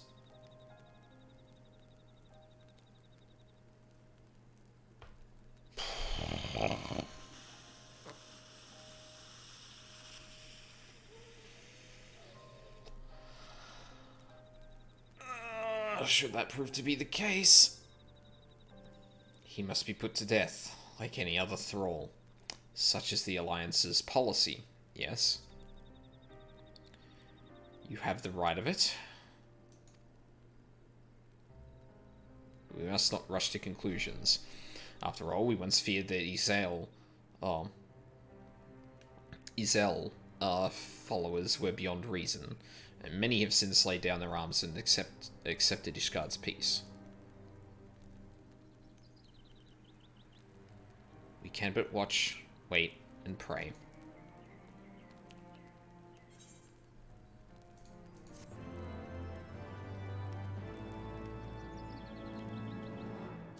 Yay! Alphinaud would rather not worry about what may or may not come to pass. There is not to be gained from dwelling on an eventuality over which we have no control, much less one which we may never even come to pass. One which may never come to pass. Let us tend to more immediate matters, informing Commander Bloden of Titan's demise, for example. You may be certain that he would be glad of the news. Would you be so kind as to break it to him?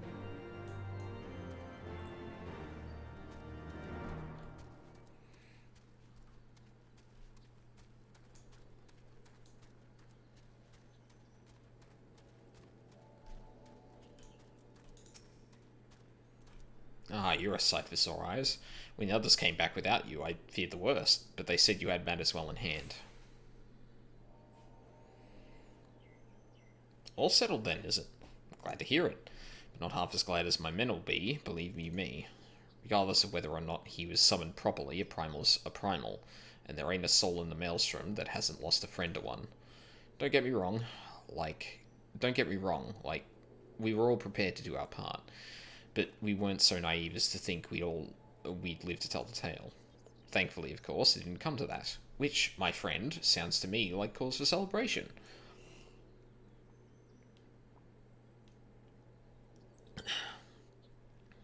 Now, I know you lot have places to be, but why not stay the night? We'd be honoured to raise a glass to the triumphant return of Titan's Bane.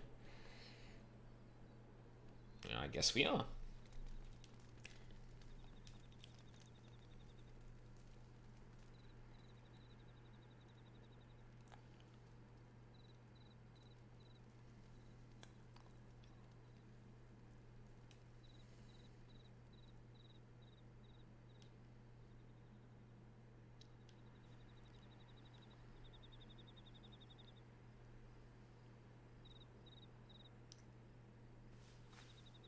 Who goes there?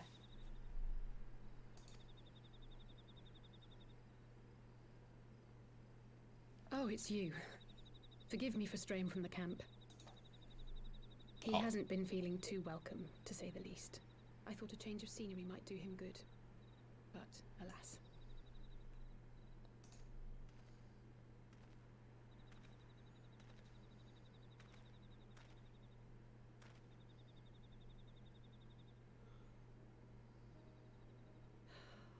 So quiet out here.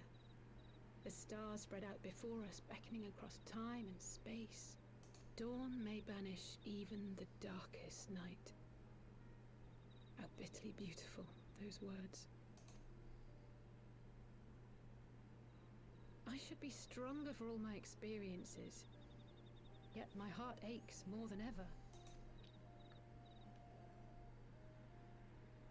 I never understood why Grandfather gave his life that day. I thought that if I came here, I would find the answers I needed. But when I finally laid eyes on the land he sacrificed everything to save, saw firsthand the bickering, the pettiness, I was disappointed. I was angry. I could not fathom how these people were more deserving of his love than his family, than me. Nevertheless, I had to believe he had good reason. I was determined to uncover the whole truth of the calamity and, perhaps in so doing, find my own purpose in this sea of chaos. My travels have been enlightening, but I cannot say that I have enjoyed them. I have lost count of the many petty crises that I was helpless to resolve, and of the people whose actions I could not understand. There were others, of course. Good people. People with whom I felt a kinship, whose lives I could not save. I found myself asking what it was all for. Why try if I was doomed to fail in the end? But then I recalled grandfather's words to my father, years ago, before he left Charlayan behind forever. To ignore the plight of those one might conceivably save is not wisdom, it is indolence. We must all protect that which we hold most dear in the manner of our own choosing.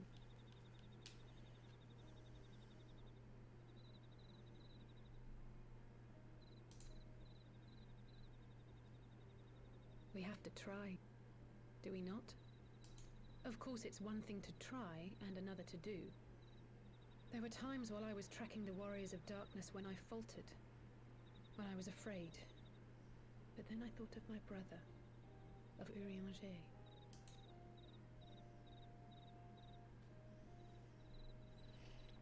Oh, pray forgive me. This conversation has been rather one-sided, hasn't it? Mayhap you could recount some of your adventures in Ishgard.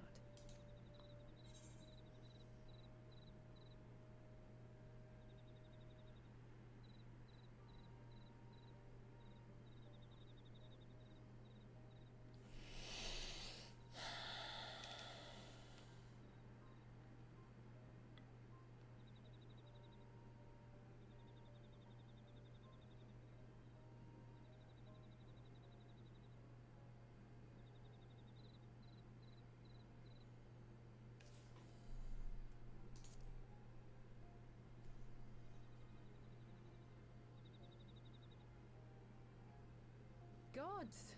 They must have been at each other's throats from dawn till dusk. I dare say you managed to keep the peace, though. Merely being in the presence of the Warrior of Light is surely enough to shame anyone into behaving. The hopes and dreams of so many rest on your shoulders, Warrior of Light. As long as the sun rises, we can but carry on, for the sake of those we hold dear.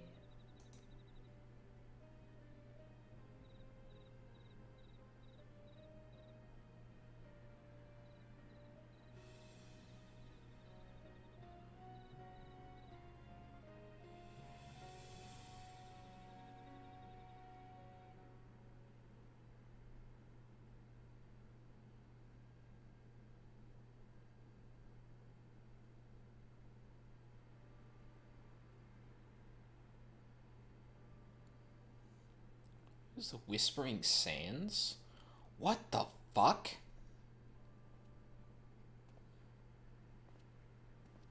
To what end dost thou cling to the tainted gifts of the Mother? Every tool has its purpose. Even this.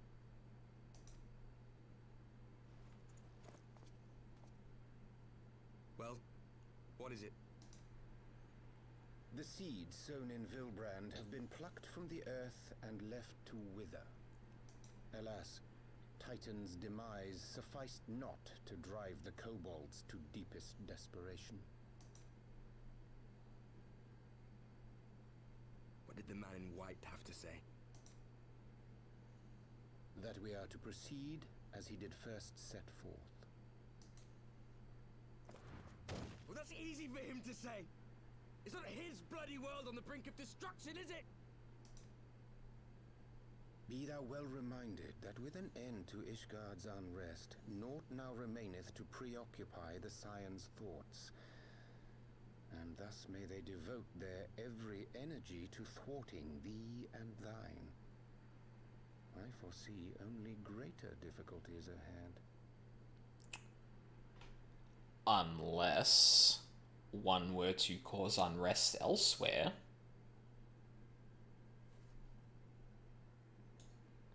Then you might distract the Scions.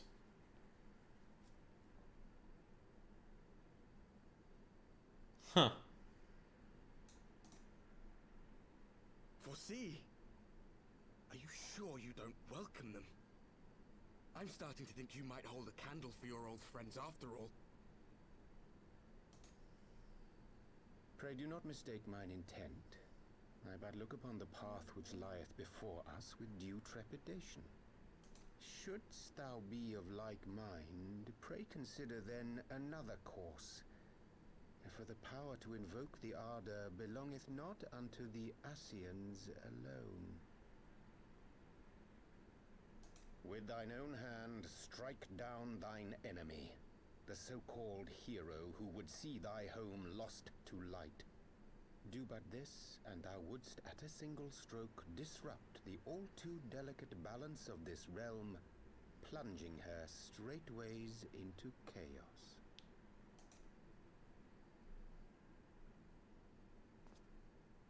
You do realize what you're suggesting, yes? To ignore the plight of those one might conceivably save is not wisdom, it is indolence. The words of my teacher, and a creed I hold close to my heart.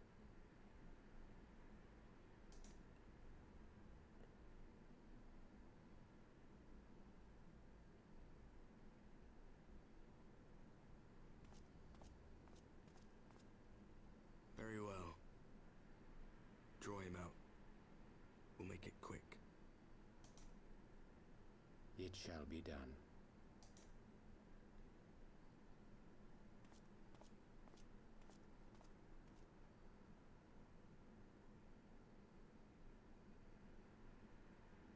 What good a creed one cannot uphold? What hurts soothed? What lives saved? Oh, hapless fool, what hast thou wrought by thine own hands? Minfilia, my friends, I shall not now beg your forgiveness. Full deeply though it paineth me to walk it, I shall not stray from my chosen path. As Moonbreeder remains steadfast, so too shall I.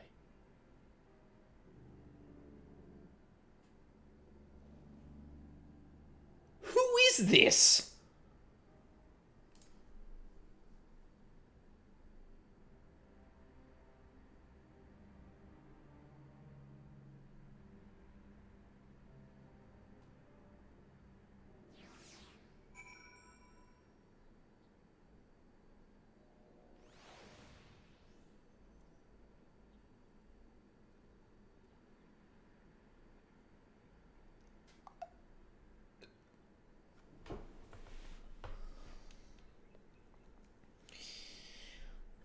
Well, I've got a lot to think about.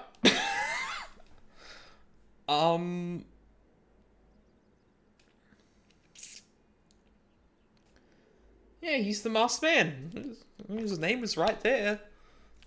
Don't worry about him talking about our friends as if they're his and quoting the exact same line that Alizé just...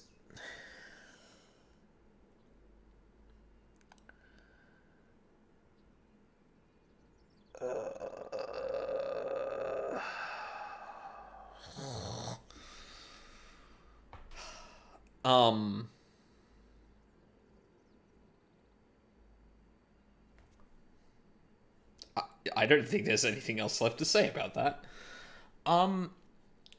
So I'm going to finish up here.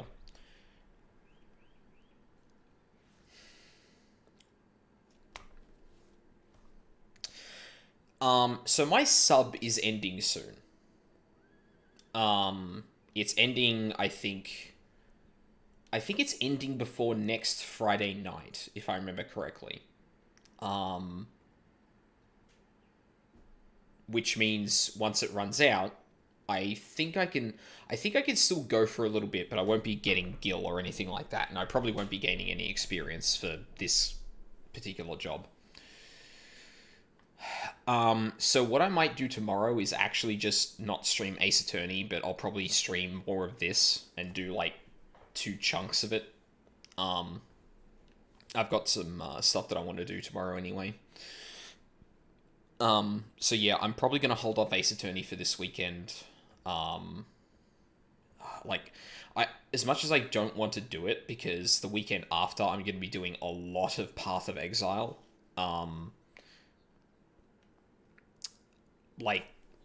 I only have a certain amount of days to actually play this game, and I'm probably going to drop it a little bit for Path of Exile for a little bit, and then come back to this. And I want to spend as much time with this as I can, because I'm getting really invested in this, and I'd like to do as much as I can with it before I have to take another plunge and put more money into it. So yeah, I think that's going to be my plan for tomorrow, is more of this in the morning, and then more of this in the evening. Probably for Sunday too.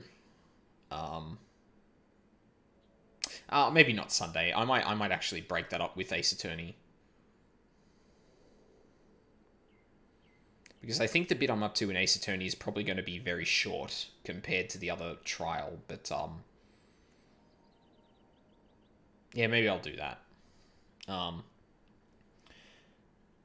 You're probably going to do your Path of Exile stuff mid Stormblood. Yeah, like, the other thing I'm considering too is taking a week, taking the week coming some time off. Like, maybe I'll get to Stormblood at some point, but, like, I'm going to do, like, basically a 10-hour stream of Path of Exile on Saturday next weekend, and then do a fair bit of it Sunday, and then probably doing some of it Monday or during the week like I do this, at least for a little bit, because Path of Exile tends to be a chill game for me, so I won't, like, stream it as much as I do this, but, yeah, I gotta figure that out at some point. But, yeah. That's gonna be it for me tonight, at least.